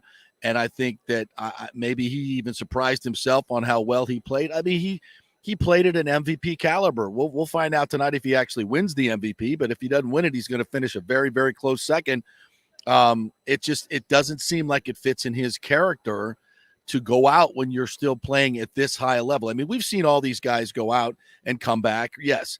But one of the things we haven't seen is a guy go out when he's at his very, very best. I mean, even Elway, when he went out, his skills were declining. I mean, Peyton Manning could barely throw the ball 35 yards. We saw what Roethlisberger was this year. I mean, these guys are shells of what they used to be. That's not the case with Brady. It's not. And this team is still Super Bowl ready to get back. So, yeah, I think there's a chance he could come back. I absolutely do. And maybe there's some things that happened this year that he didn't like, which happens in every team everywhere if you don't win the Super Bowl, right? And maybe he wants to see if the Bucs can get those things straightened out, and then maybe he'll consider coming back. I have no idea, but my gut feeling tells me that he's not done. And if he retires, God bless him. The important thing is he didn't rule it out. He didn't say once and for all, that is it. I'm 44 years old. I'm on the next stage. And so the door is ajar. I don't know if the door will open for him to walk back in. I think the biggest thing, and we don't know this, is what is the next thing with him? Is the next thing broadcasting somehow, some way? Is the next thing maybe ownership of a team, which he certainly has the wealth and could put together a group to do that? What is the next thing? That's the unknown on what he wants to do. And I can totally get, hey, I want one more year of playing before I have to realize and accept. It would be one thing, like you mentioned, if it's Peyton Manning and you're breaking down physically, or Drew Brees at the end, or Ben Roethlisberger at the end, like you mentioned, and you're breaking down physically, and I know I can't lead a team to the playoffs and the Super Bowl anymore. That's not the case with TB12. So I wonder, what is that next thing? And is he ready for whatever that next thing is? I think he could be a general manager. Some would suggest that he's been a general manager the last couple of years, but I think that's something that would certainly feed his competitive juices, right? Obviously, former players getting into this line of work. John Lynch, I think, is something of a trend here in the league, and I think it's a good thing, by the way. I think he would be great at it. I think it would feed a lot of his needs. And, I think that's very, very possible. And I do think my gut says that he's not done. And we're going to had a great conversation with Jake Plummer yesterday. We're going to play it here in a couple of minutes. And wait till you hear this story about the Jon Gruden recruitment of him. It is phenomenal. Mm-hmm. It is fun. Him and when Gruden and Rich McKay went to Idaho to try to get the snake. Come on, snake, we'll make you a champion. That whole thing went down. Wait till you hear that. But what Jake was saying was, when I was done, I was done. And when I said I was done, I was done. There was no waffling. And I think it's the same thing with Brady. When he's done, he won't waffle. He's waffling. And so I don't think he's done. We'll see. All right. Last question. And again, I would be all for it if he's back in Buccaneer red and pewter, and so would everybody else. And maybe there is going to be a change of heart. We don't know that. So stay tuned, Buccaneer fans. I agree. Yeah, and meanwhile, here's Jason Light and Bruce Arians and everybody else having to, working on literally what are blockbuster deals that will reshape the NFL if they are to bring a Russell Wilson and Aaron Rodgers, which I don't think Aaron's a candidate with his salary, but Garoppolo. Is it Russell Wilson? I don't think it'll be Kyler Murray, but who knows at this particular point? But these are going to be a blockbuster deal if it happens. So.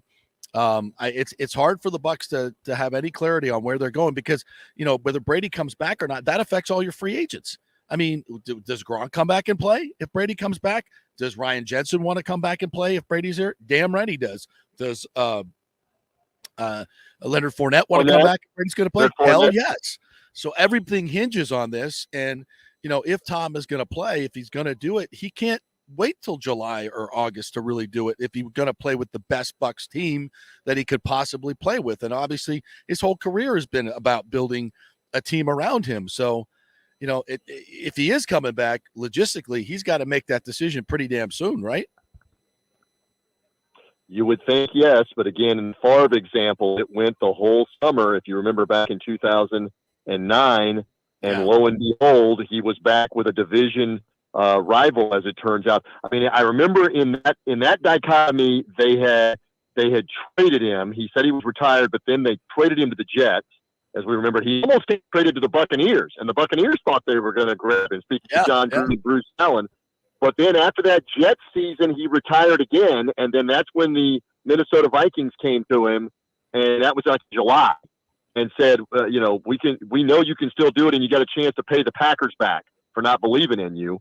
So, again, in the semantics of this, if the Buccaneers put Brady on the retired list, that limits that he can't really play for anybody other than the Buccaneers unless they trade his rights, unless it's a deal where you would want a lot in return. So, stay tuned on that move. Watch for that move and when that move get made. And there's a bunch of people watching that transaction, and when will it happen? And it may be later on that it happens, even after free agency, because they have some time to wait. We'll see. We'll see what they do with the retired stuff. Hey, last thing, I tap into your great historical knowledge of this franchise. We just had LeGarrette Blount on, phenomenal interview, and I asked him about what you should go back and listen to the story of he was playing basketball at Lifestyle on Dale Mabry when his phone blew up, and it was Schiano calling him to be traded, and he was all pissed off. I'm like, dude, you should be thanking him. You should be thanking Schiano. And he was telling his Schiano stories. He won a couple Super Bowls with LeGarrette Blount after leaving here. That's very true. Do you have a good Schiano story for us? Sure. I mean, if you wanted ones for like the next 45 minutes or so, we would probably have lots of them.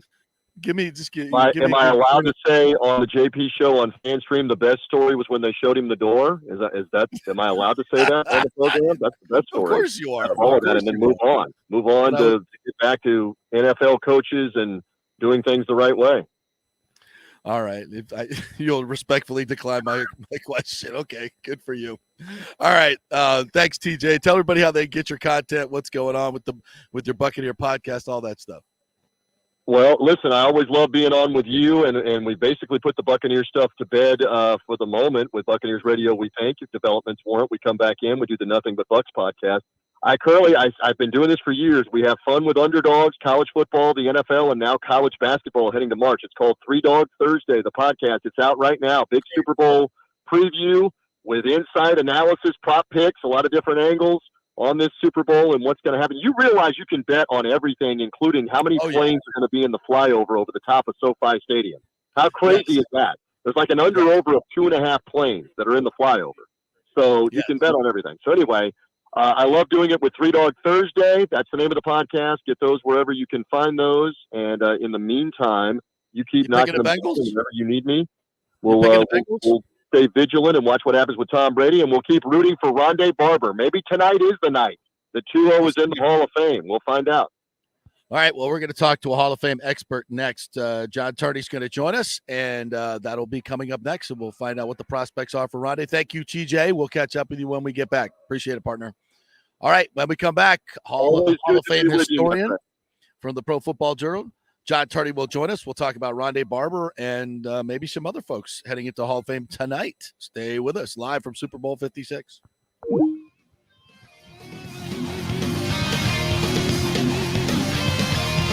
Homeowners, listen up. Property values have risen in the Tampa Bay area to record levels, some up to 24% in 1 year.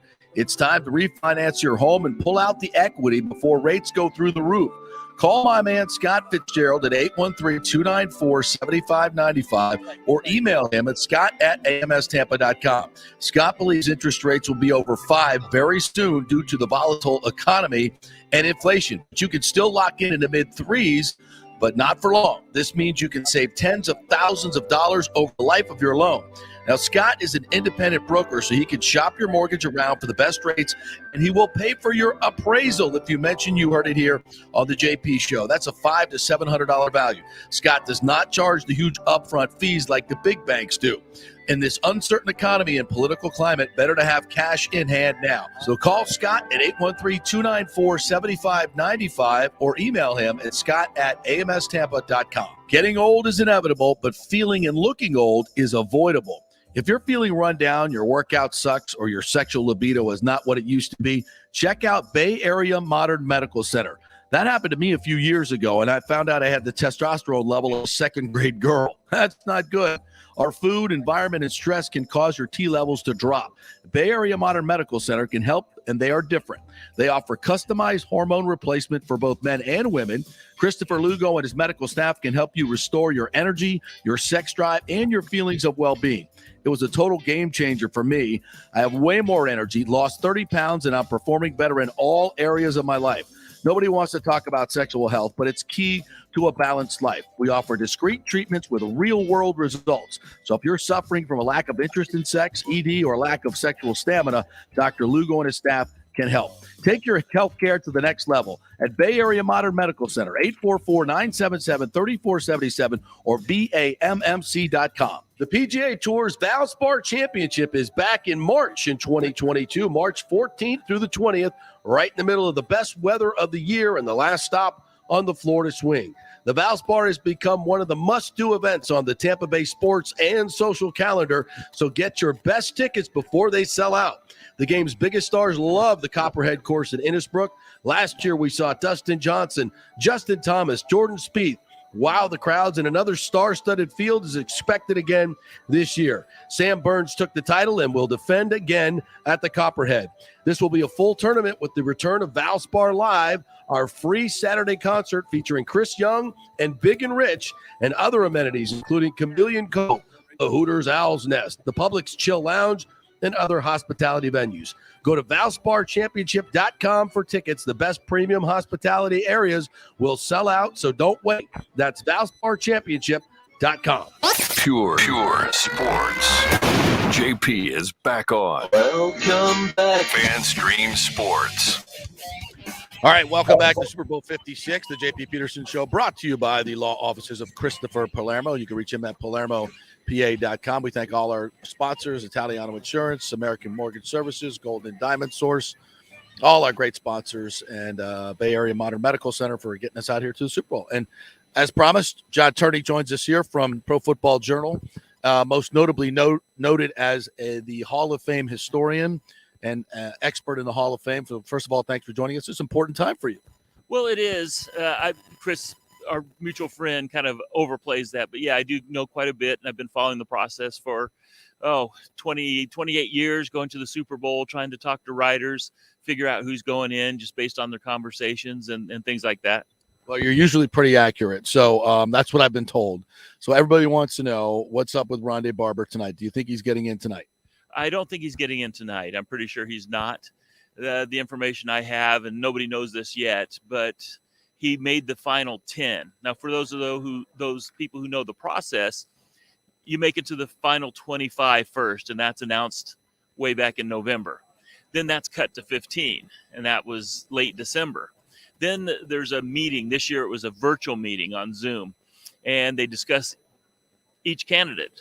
Ira Kaufman, the local writer in Tampa Bay, would make the case for Rondé Barber, talking about all those things. And then they vote it down to 10, and then from 10 to 5. And once it's down to 5, it's a yes or no vote.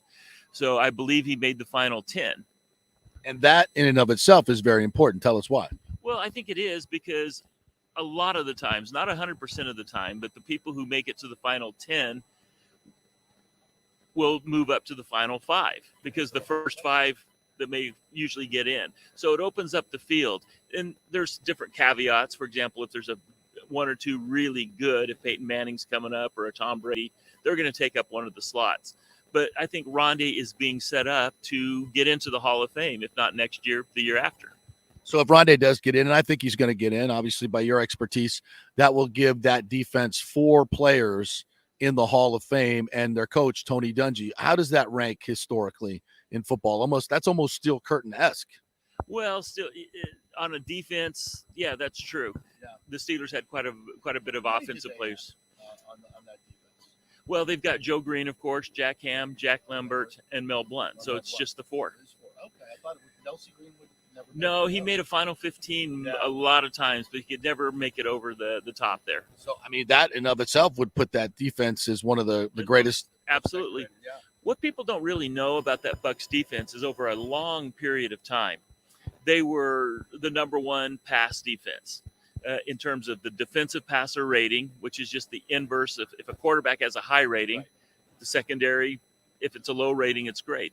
They allowed the fewest touchdowns. They picked off not the most passes, but very, very close. So all those things factor in, and lowest amount of yards. This was one of the great pass defenses of all time. The run defense was really good, but we're talking a dominant pass defense in that scheme. And, of course, Rondé was a big part of that because he played multiple roles. I've made the case many times for Rondé on this show. Good friend of the show. What would your case be for Rondé? What do you think differentiates him from some other players? Well, he's going to be criticized because he's not a pure cover corner like Darrelle Rives, who's coming up next year. Right. So, but that's not what he was asked to do. You can only judge a player on how well they did on what they were asked to do. In the base defense, he played outside, but as the league became more and more of a passing league, nickel defenses didn't become the base, but they became the most popular. They used it more. So he moved to the slot. So he was the slot corner. And in that position, that's really the Sam linebacker. Mm-hmm. In the playbook, it's exactly that. So he's covering the slot. If the guy goes deep, he covers him. But what Rondé did that nobody else has done is get into the backfield and make tackles for losses, either on a run blitz or say it's a wide receiver screen and he goes out and makes that tackle. Well, if that's on first down, that makes it 2nd and 10 or 2nd and 11. You've made the offense behind their downs. So if you I don't want to get too much into the numbers, but Warren Sapp in his career had 96.5 sacks. His run stops behind the line of scrimmage, we call them stuffs, 65.5. Rondé Barber, 63. So that's more than any cornerback in the history of the game. And we've gone a long way around it, but that's the key stat.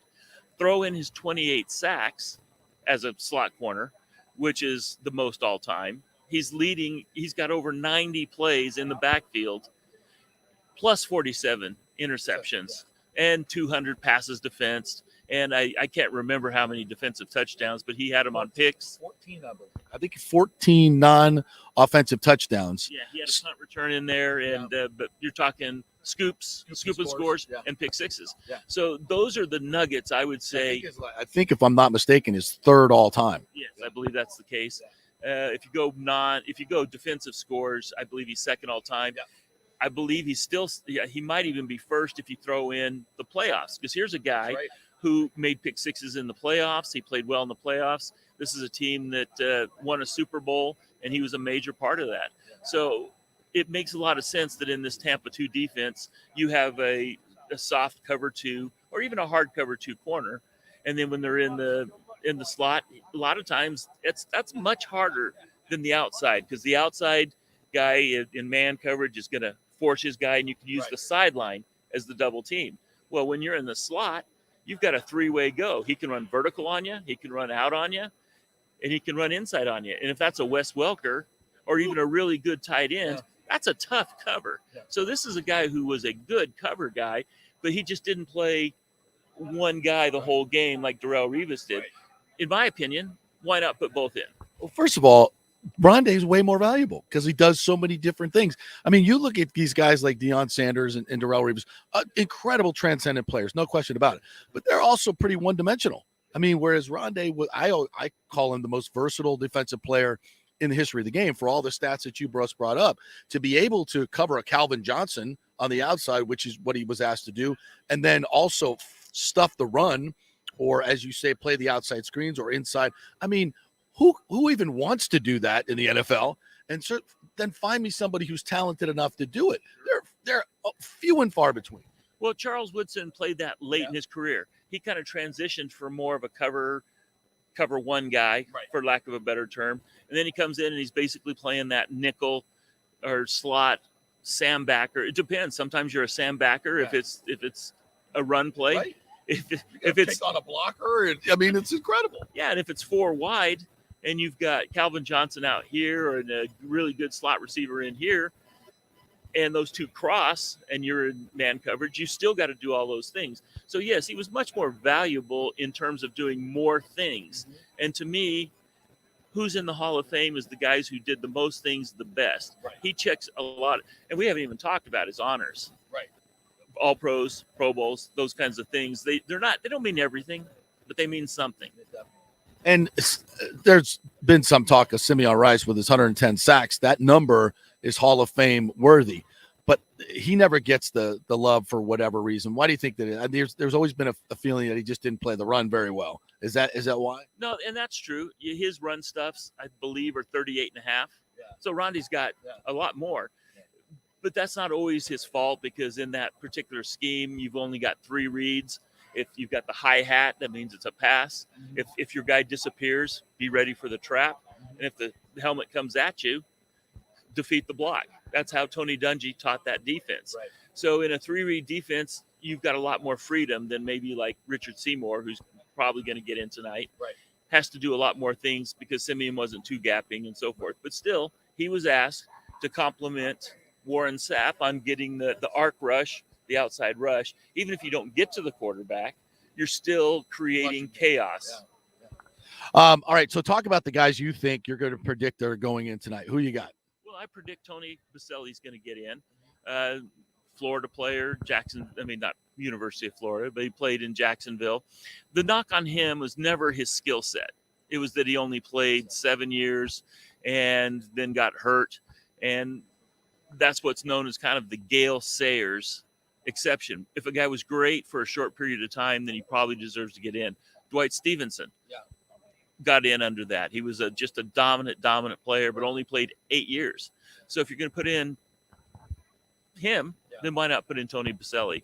I also think Richard Seymour's getting in. I think Brian Young's going to get in, and Sam Mills and Leroy Butler, who also played the slot quite a lot before he moved to safety.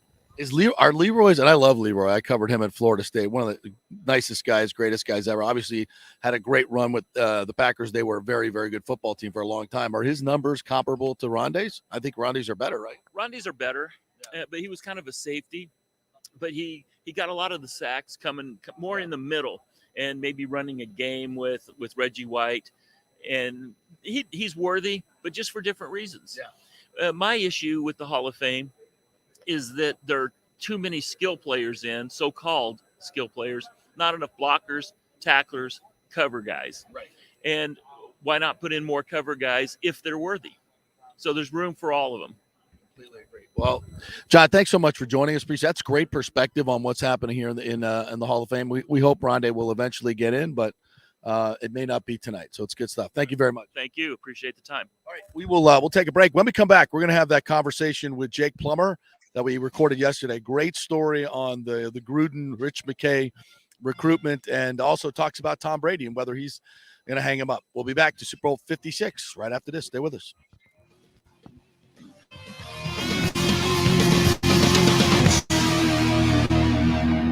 Homeowners, listen up. Property values have risen in the Tampa Bay area to record levels, some up to 24% in 1 year.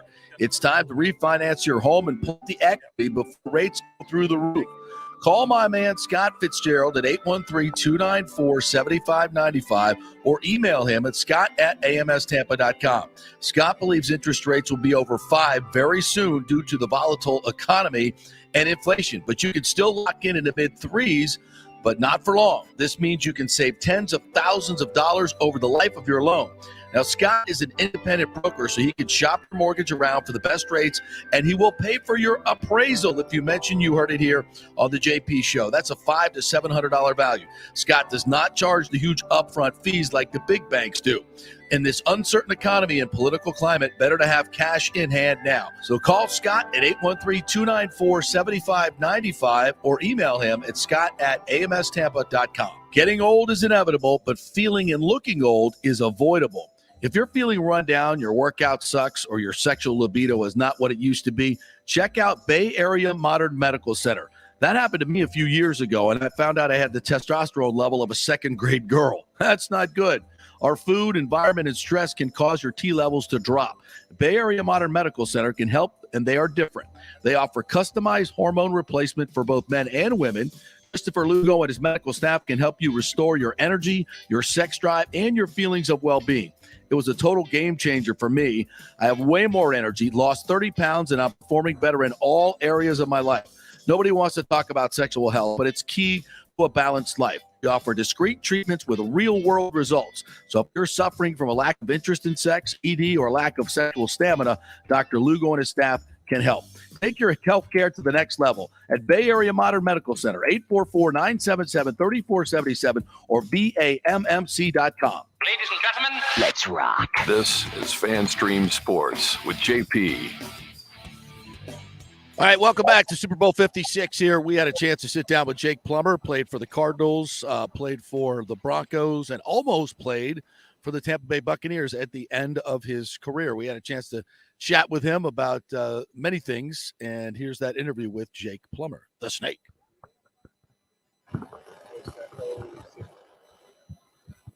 All right, welcome in back to Super Bowl 56 here at Radio Row. We're so pleased to be joined by Jake Plummer, longtime quarterback of the Denver Broncos. And Jake, first of all, thanks for coming on with us. And I have to ask you a question I've been dying to ask you for 15 years now, and we just talked about this. So there was this great story when you were supposed to come play for the Bucs. Jon Gruden was going to come recruit you, which I'm sure was magical. I can't wait to hear the story. And the story was that he came to some mountain cabin, remote, no water, no electricity, going up this mountain trying to find you to get you to come play for the Bucs. At least that's what it's been embellished to. And I come to find out none of that's true. Well, no, there is truth to some of that. He did come to North Idaho. I do have a cabin. He didn't come to my cabin. We have electricity. We have water. I mean, everything, My story was so much better. Yeah, I mean, for him, it maybe seemed that way because, he was outside of Tampa and the coaching realm in an environment, he wasn't comfortable in or maybe wasn't used to being in. But North Idaho was my place. That's where I used to go playing ball in the off season, or a week or two off, I go to the lake and just hang out, really relax, get my mind right. So he was coming up there to recruit me to come down as my rights. I retired, but my rights were traded to Tampa. Shanahan traded them to Tampa. the story of him coming up was classic. I mean, they were recruiting hardcore to try to get me to come down. He knew that I could be the quarterback to help them and help do what he wanted to do. And I believe I could have. I could have come down there, and I think I'd have had an extended career. Who knows what could have happened. But this was 06? Yeah, but I was done. I'd retired. I was ready to retire in 05 when we were in the AFC Championship game. I was hoping to win the Super Bowl, be the MVP, and ride off in the sunset. I was done. But I came back for that 10th season. My rights were traded to Tampa, and really a money grab by them. They either got me or they got money that was mine from Bolin. So for them, it shows you the business of the end. They didn't care that I was like, I'm done. I don't want to play. I mean, even when my fiance at the time was like, what if Jake comes back and blows his knee out, John? How are you going to feel? He's like, well, that's football. That's nature. I was just done. Mentally, I was done. My heart wasn't in it. I'd made a very good living. My body was getting beat up. I just was done playing ball. And I told John, you're a guy in a team that I thought would always be great to play for because his defenses always seemed to be so good that his starting quarterback could throw like 2 or 3 picks and they'd always still win. I mean, if I threw a pick in Arizona, we would lose the game and it'd be my fault. So I was always like, yeah, it'd be fun to kind of play on a team where if I threw a couple picks, we'd still be having a chance to win. So I told him all this, but he wanted me bad, and I can understand that, but I was just done. I didn't want to go down there half-cocked. This is the football game. It's a game you got to play with 100% heart, and I wasn't ready. As I recall, you just had to walk in the door, and even if you made the team, you would have picked up a huge bonus, right? Yeah, there was a few guys that were on the depth chart that I was ahead of, and I never even came to camp, a couple quarterbacks, as I come through my travels and find this all out. But Chris Sims, I think. Yeah, it was a inviting scenario, but I had made my mind up to be done, and not that I ever looked down upon these guys that would retire, come out. I understood that then at that point, because even after that, I had that inkling like, man, I'd love to go play for Kubiak. I wanted to play for Gary Kubiak. I just wanted to go play for him wherever he was. No other coach really was enticing to me or wanted me to really was somewhere I would want to go play. But yeah, when the game's over and it's done, I think it's time to go. And I don't look back with any regrets. I'm happy with my decision. I played 10 straight years, 4 straight years, 14 counting college of high-level football. So, I mean, that's, for me, being undersized, not built for this game, I was done beating my body up. I was ready to go do other things. And, it was so long ago now where my life is now. I'm on a fun journey that just keeps getting better and better. I just kind of picture that Jon Gruden coming up, Jake the Snake, we're going to make you the NFL superstar. We're going to win the Super Bowl. No? Oh, he said everything. Yeah, I mean, they were ready to give. They were fist bumping under the table at the Capone's, this local eatery and a little pub, and McKay looked at me. Rich McKay looked at John, and he's like, and he looked at me. He's like, "Listen, if you come, we'll put $1 million in your foundation." And I was like, "Oh," and I kind of looked off, and I looked back, and they were fist bumping under the table, like, "This is gonna get him. We're gonna get him." They didn't realize that it wasn't that I didn't want to play for them. It's that my heart was not in it. And I could not go play a game that requires 100% focus, what required that of me when I played. I was ready to go and explore life in a different way. I was getting married that year. It was time to move on. And so, yeah, I was honored to be wanted because probably 98% of the NFL guys that end their careers don't end it on their terms. They get kicked out. You're not good enough. You're old. You're injured. We don't want you anymore. So to leave on that made the transition a lot easier. And, I didn't watch the game for a while. Then I got back into it. And then I kind of ebb and flow like that. Right now, I'm not into watching much football. It takes a lot of time. And it's a repetitive thing that just doesn't grab my interest as much. I pay attention enough to know what's going on. I mean, I love to see 2 new teams that we haven't seen in the Super Bowl for a while be here, especially an organization like Cincinnati.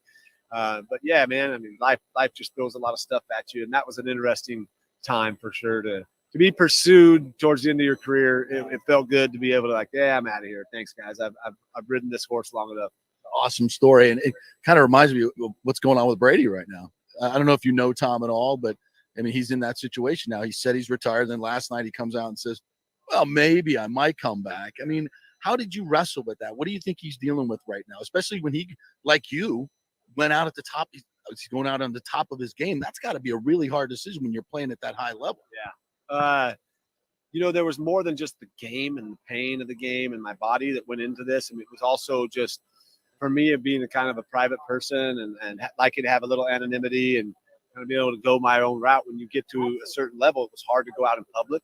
I had social anxiety. Like everywhere I went, if someone looked at me, I'm like, oh God, here it goes. As soon as they come get a picture, then I'm stuck. And then I have to be a bad guy because I got to go, you guys.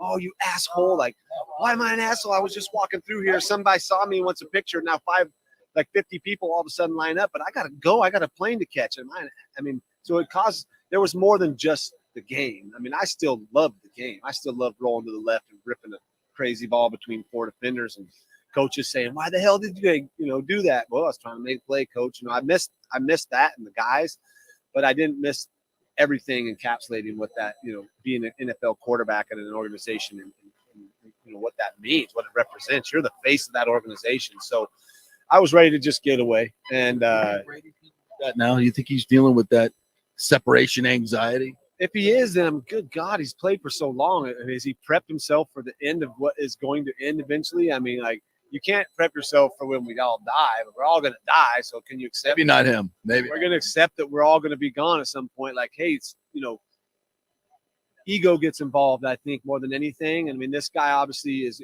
considered one of the greatest, if not the greatest, for what his career represents in winning. Yes, the greatest, because who has more Super Bowl titles and played many games and everything. It's amazing. So what else is there left to accomplish? There's something inside of him driving him to doubt if it's time to go or not. I wish him the best and say, like, get out, go out and enjoy life. But I mean, he obviously has it down. He's enjoying life. He's got the ability to play another year. If he wants to do that, great. But I'm personally going to be just fine without having to watch another Tom Brady Super Bowl. No offense. I think you may be getting a call from Giselle for consulting for her husband. So be looking for that on your phone. She could just listen to what Jake just said, right? Tell me about your company. What's going on? I know you were out at the Wounded Warriors game. I was out there last night. A lot of these guys that are dealing with PTSD and real pain from amputations and these injuries. And you guys have something that's really, really promising treatment. Tell us about it. Yeah, I was able to get into at least like helping people look at a different way to approach health and wellness when I got into cannabis and CBD. Mainly was hemp and CBD oils. And, that was a hurdle to get over, to change that stigma on marijuana and that plant when it's two different plants. Marijuana and hemp, two different plants, are both very beneficial to the human body in two different ways. So we got through that, and now look, where that's gone to, where the NFL now has bent the rules and allowing guys to take CBD because it's good for your brain. It's a neuroprotectant. It's great for inflammation. Helps you sleep with anxiety, good with anxiety and stress. And so now another opportunity has come around to get into the fungal kingdom, which is an entire kingdom of mushrooms. And when you say mushrooms, most people think, oh, I don't want to trip out. That's that hippie stuff. Like, well, yes, those are part of the fungal kingdom, and they have a purpose on this earth. As you believe in God or whatever you believe in, everything that is on this earth has a purpose.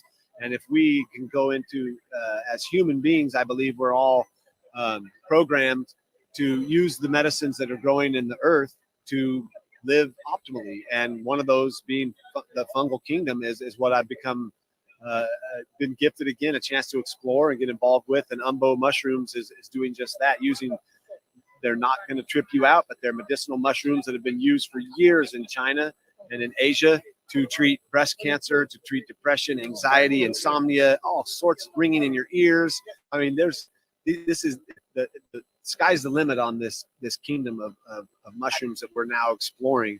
And so Umbo wants to do that along with, research psychedelics, research psilocybin as a form of treatment for untreatable depression, anxiety, addictions to opioids, nicotine, alcohol. There's a lot going on here, and people are becoming a little tired of being sick and tired.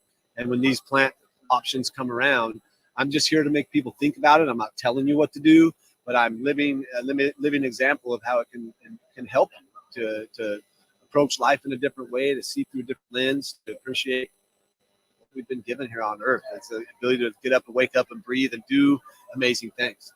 I think a lot of people in this last couple of years have woken up to a lot of the ills of big pharma. And this is just I don't even want to call it an alternative, but it's something that is proven, right? There's a lot of research behind it. Yeah, and that's what's happening right now. And Umbo, what we want to do is provide non-psychedelic medicinal functional mushrooms, but the money we raise will help fund the research, because everything has to be research. We got to get something, proof behind that this actually is a medicine before it can be declassified. And really, it's strange to say that the plant is illegal. Who did this? It's pharma stuff. Some powerful white man decided that this is bad for us. We don't want people to realize how good they got it. We want them to, be in a cycle of ill, disease, and or dis-ease, if you want to call it what it is. This is just a way to expose people to think about, hey, there are other options out there. Don't be afraid to look into them. Think for yourself and go out there and check out getumbo.com. We got a great line of products, a bar, capsules, and a gummy. And then also, with psychedelics, there's a shift happening there. It's not a party drug, but it's being used more as a therapeutic, in a therapeutic way to help people with some problems that they're dealing with, whether that's from past DNA passed down through epigenetics or something you went through in childhood or just something you're dealing with every day. And, I'm all for it. If we can help our war vets come back and cut the suicide rate down, give them the ability to get over their PTSD, depression, anxiety, a lot of similar things that former athletes deal with too when they get out of the game. I'm all for the research behind that and helping give them an option and not making it illegal where they have to go to another country to do this. Like let's get serious about helping these war vets. And then it becomes real, all of a sudden. Us football players are one thing, but war vets, that's a whole nother thing. They're helping us live the life we live here in America. They're over there fighting, giving up their livelihoods to make this a safe place to live. So, if there's a way to help them, I'm all for it. Jake, thanks so much for your time. Great stories, and that sounds like something that's much needed for a lot of different people. How can the folks find out more about it? Yeah, well, one is getumbo.com is what I'm involved in, but the real deal is Marcus Capone, who's a former Navy SEAL. He played college football at Southern Illinois. He's got Vet Solutions, and what they do is they take war vets. They take them out of the country to give them a plant medicine to help them deal with some of them. Some amazing stories he's told me of guys that were actually ready to pull the trigger, and he happened to reach out and present this to them, and they've now gotten over that. They're living a full life instead of taking their lives. And so there's work to be done here to give back to these people, these soldiers, these veterans that have sacrifice their lives to go help us live in such freedom in such ways. There's really a lot to be done. And so vetsolutions.org is his organization that helps fund research and also trips for these guys to go find some healing. So yeah. And anything else, just people out there think about what you're putting in your body and be cognizant of it. If you're going to eat Doritos, then eat them in love, eat them with purpose and intent. And they might not be as bad for you as they are if you're just eating them to eat them because they're, yummy. Thank you. All right, that's Jake Plummer. Very interesting and wide-ranging interview. Good stuff. All right, we'll take a quick break, and then we'll come back. We're scheduled to have Bob Golick and BJ Ganem from Sierra Delta to close out the show. So quick break, and we'll be back live here to Super Bowl 56 in Los Angeles right after this.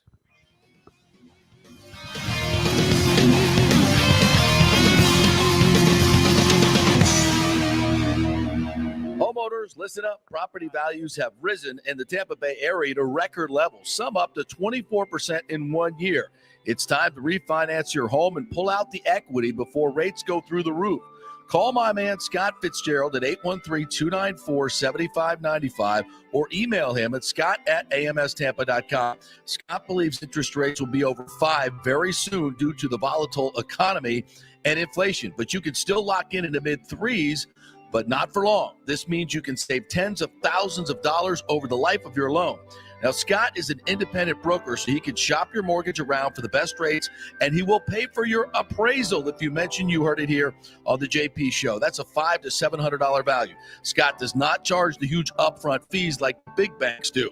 In this uncertain economy and political climate, better to have cash in hand now. So call Scott at 813-294-7595 or email him at scott@amstampa.com. Getting old is inevitable, but feeling and looking old is avoidable. If you're feeling run down, your workout sucks, or your sexual libido is what it used to be, check out Bay Area Modern Medical Center. That happened to me a few years ago, and I found out I had the testosterone level of a second-grade girl. That's not good. Our food, environment, and stress can cause your T levels to drop. Bay Area Modern Medical Center can help, and they are different. They offer customized hormone replacement for both men and women. Christopher Lugo and his medical staff can help you restore your energy, your sex drive, and your feelings of well-being. It was a total game changer for me. I have way more energy, lost 30 pounds, and I'm performing better in all areas of my life. Nobody wants to talk about sexual health, but it's key to a balanced life. We offer discreet treatments with real-world results. So if you're suffering from a lack of interest in sex, ED, or lack of sexual stamina, Dr. Lugo and his staff can help. Take your health care to the next level at Bay Area Modern Medical Center, 844-977-3477 or BAMMC.com. The PGA Tour's Valspar Championship is back in March in 2022, March 14th through the 20th, right in the middle of the best weather of the year and the last stop on the Florida swing. The Valspar has become one of the must-do events on the Tampa Bay sports and social calendar, so get your best tickets before they sell out. The game's biggest stars love the Copperhead course at Innisbrook. Last year, we saw Dustin Johnson, Justin Thomas, Jordan Spieth wow the crowds, and another star-studded field is expected again this year. Sam Burns took the title and will defend again at the Copperhead. This will be a full tournament with the return of Valspar Live, our free Saturday concert featuring Chris Young and Big and Rich, and other amenities including Chameleon Cove, the Hooters Owl's Nest, the Publix Chill Lounge, and other hospitality venues. Go to ValsparChampionship.com for tickets. The best premium hospitality areas will sell out, so don't wait. That's ValsparChampionship.com. JP here for my friend, attorney Christopher Palermo. If you are having issues with a claim on your homeowner's insurance from a sinkhole, storm damage, water intrusion, defective stucco, and construction defects, or any other issue, Christopher is your man. These big insurance companies didn't get rich paying out what you deserve. Chris founded his practice in 2009 with a passion to help all Floridians with disputes where they were forced to take on the powerful and needed a champion in their corner. Chris wants to make sure you will receive the most aggressive and compassionate representations. He has recovered millions in settlements on behalf of his clients facing defective stucco damage and other construction issues. So call Chris, mention the JP Show, and he will give you a free consultation.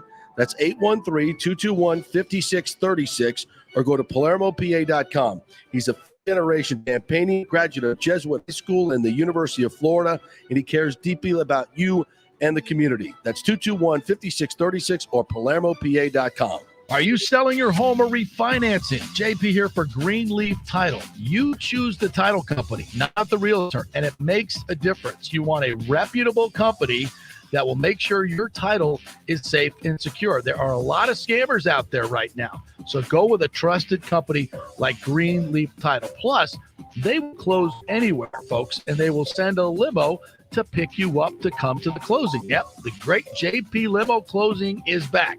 All you got to do is give them a call at 727-258-6005 or go to greenleaftitle.com. We'll set up the limo for you. They'll come pick you up. Heck, we even picked up one couple, took them to Black Rock Restaurant, one of our favorite advertisers, and then to the closing. That's how they do it at Greenleaf Title. Great service. We'll close anywhere. The lowest fees in the business. 727-258-6005 or go to greenleaftitle.com. That's greenleaftitle.com. Well, it's never been more important to support each other and support local businesses like Italiano Insurance that has been around for over 60 years, serving our community with great customer service and also giving back to our locals in need. Their Metropolitan Ministries Holiday Food Drive was another tremendous success this year. Why call a 1-800 number when you can call your trusted neighbors at Italiano Insurance who will save you money? In Boca Grande, 941-964-0400. That's 941-964-0400. Cryptocurrency is all the rage today. The market cap for the industry is now over $1 trillion. And you read about people making millions of dollars, right? You want to get in, but have no idea what to do? Or maybe you dabbled a bit and you want to unlock the real money-making opportunities and don't know how to do it. There are over 10,000 tokens and thousands of decentralized finance exchanges to navigate. So what do? You go to DeFiLava.com. The folks at DeFiLava.com are in Tampa Bay, and they work with you directly to set up custom accounts, answer all your questions, and provide market analysis. Decentralized finance and cryptocurrencies are here to stay and will change the financial markets as we know them. Get in the game. Get with the experts at DeFiLava.com and tell them JP sent you and get their free 2022 crypto market forecast today at DeFiLava.com. Don't get left behind, folks. Make some money at DeFiLava.com. Pure sports. JP is back on. Welcome back. FanStream Sports. All right, welcome back to Super Bowl 56 here in beautiful Los Angeles, where this morning we parked our car and walked down the stairs because the elevators weren't working.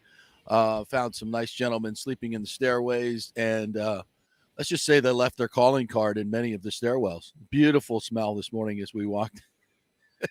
I miss Tampa Bay, folks. And my goodness, dude, we put on a much better Super Bowl than Los Angeles.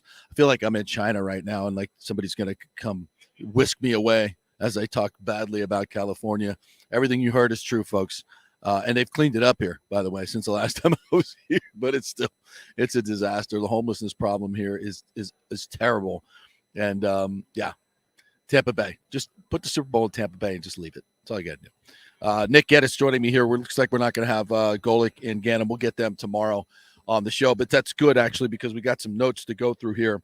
Rob Manfred has just been giving his state of the game address, I guess, basically at the owners meeting. And the big takeaway here for Tampa Bay is he said, quoting from Marc Topkin's Twitter here, that Tampa Bay is a major league market. They believe in Tampa Bay. They're not going anywhere. I've been telling you guys this for years and years and years. Oh, they're going to Nashville. Oh, they're going to go to Las Vegas. Oh, they're going to go to Charlotte. Oh, they're going to go here. They're not going anywhere. And he also said they're very encouraged since the Montreal split season scheme was, my words, not his, since they nixed that deal. They're very encouraged by the talks. Of course, we had Ken Hagan on a month ago that told you the same thing. So everything we've been trying to tell you along the way, folks, is where this is headed. The stadium is going to be in Ybor City. It's going to be in downtown. They're going to get this deal done. Major League Baseball is not leaving this market. Despite some of the things that Stu said yesterday about the owners kumbayaing with him and all of them saying you did a great job with much, whatever. It's irrelevant now. That's over. It was never, ever, ever going to happen. He says he doesn't know why. Folks, it was all about the Players Association, if not 10 other problems with that deal. If he feels like he was blindsided or whatever, it doesn't really matter. Whether there was a level of arrogance to this that he really thought he could pull it off. But when it came down to it, and we talked to the Major League Baseball players, we've asked a lot of them about this. They were never, ever, ever going to agree to a split city because they know that would open the door for every other market to do the same thing. It was never going to happen. And to say that wasn't part of it, I know Marc Topkin said that baseball officials, but did not quote anybody, is that the Rays baseball officials, who is it? It just so happens that as they went to the CBA and started talking about this, and obviously the Players Association was going to have to sign off on it, it just at that particular time, it was nixed. It had nothing to do with the CBA. Come on. And again, it doesn't matter, but it's dead.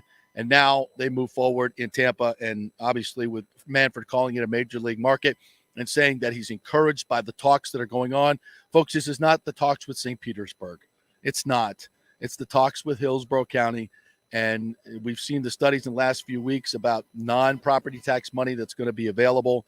And all of those signs are encouraging. Hillsborough County does have money. And we're going to see this play out in the next month or so, 2 months, when they come to the table. But still, Stu's going to have to put up, $350 to $400 million to get it done. And my sense is, listening to the commissioner, that they're pushing him in that direction to get it done. So as we said for many, many, many years, the stadium is going to be in Ybor City. It's going to get done. The Rays aren't going anywhere, and that's good news. He also mentioned today, and correct me if I'm wrong, Nick Geddes, on this, a draft lottery, which will keep teams from tanking, a universal DH now. Mm-hmm. Yeah, those are the two new things that he said, in addition to an update on the lockout, saying that he didn't have an update on spring training, really. Like, they're not pushing it back, he said, but obviously they're not going to play games without major league players there. So take that for what it's worth. So no spring training games with minor league players. No. And he said it was also he considers it disastrous if they lose regular season games. So I expect the baseball season to start on time. and also eliminated draft pick compensation, which is another thing that the Rays have used to their benefit. A lot of these things that the Rays have used over the years to stay competitive with a low payroll are going away, which means even more that Stu's going to have to up the payroll to stay competitive. All right, huge thanks to Nick Geddes. Well done today, my friend. Also to our guest, great conversation with LeGarrette Blount today. Really, really fun talking about his Tampa Bay days with Schiano. Just John Turney joined us for talking about the Hall of Fame. Unfortunately, it looks like Grande's not getting in tonight, but he will soon. TJ Rives joined us as well. And Jake Plummer. Great day here. We'll have more tomorrow and our final day here from Super Bowl. And so we will chat to you then. Have a great day, everybody.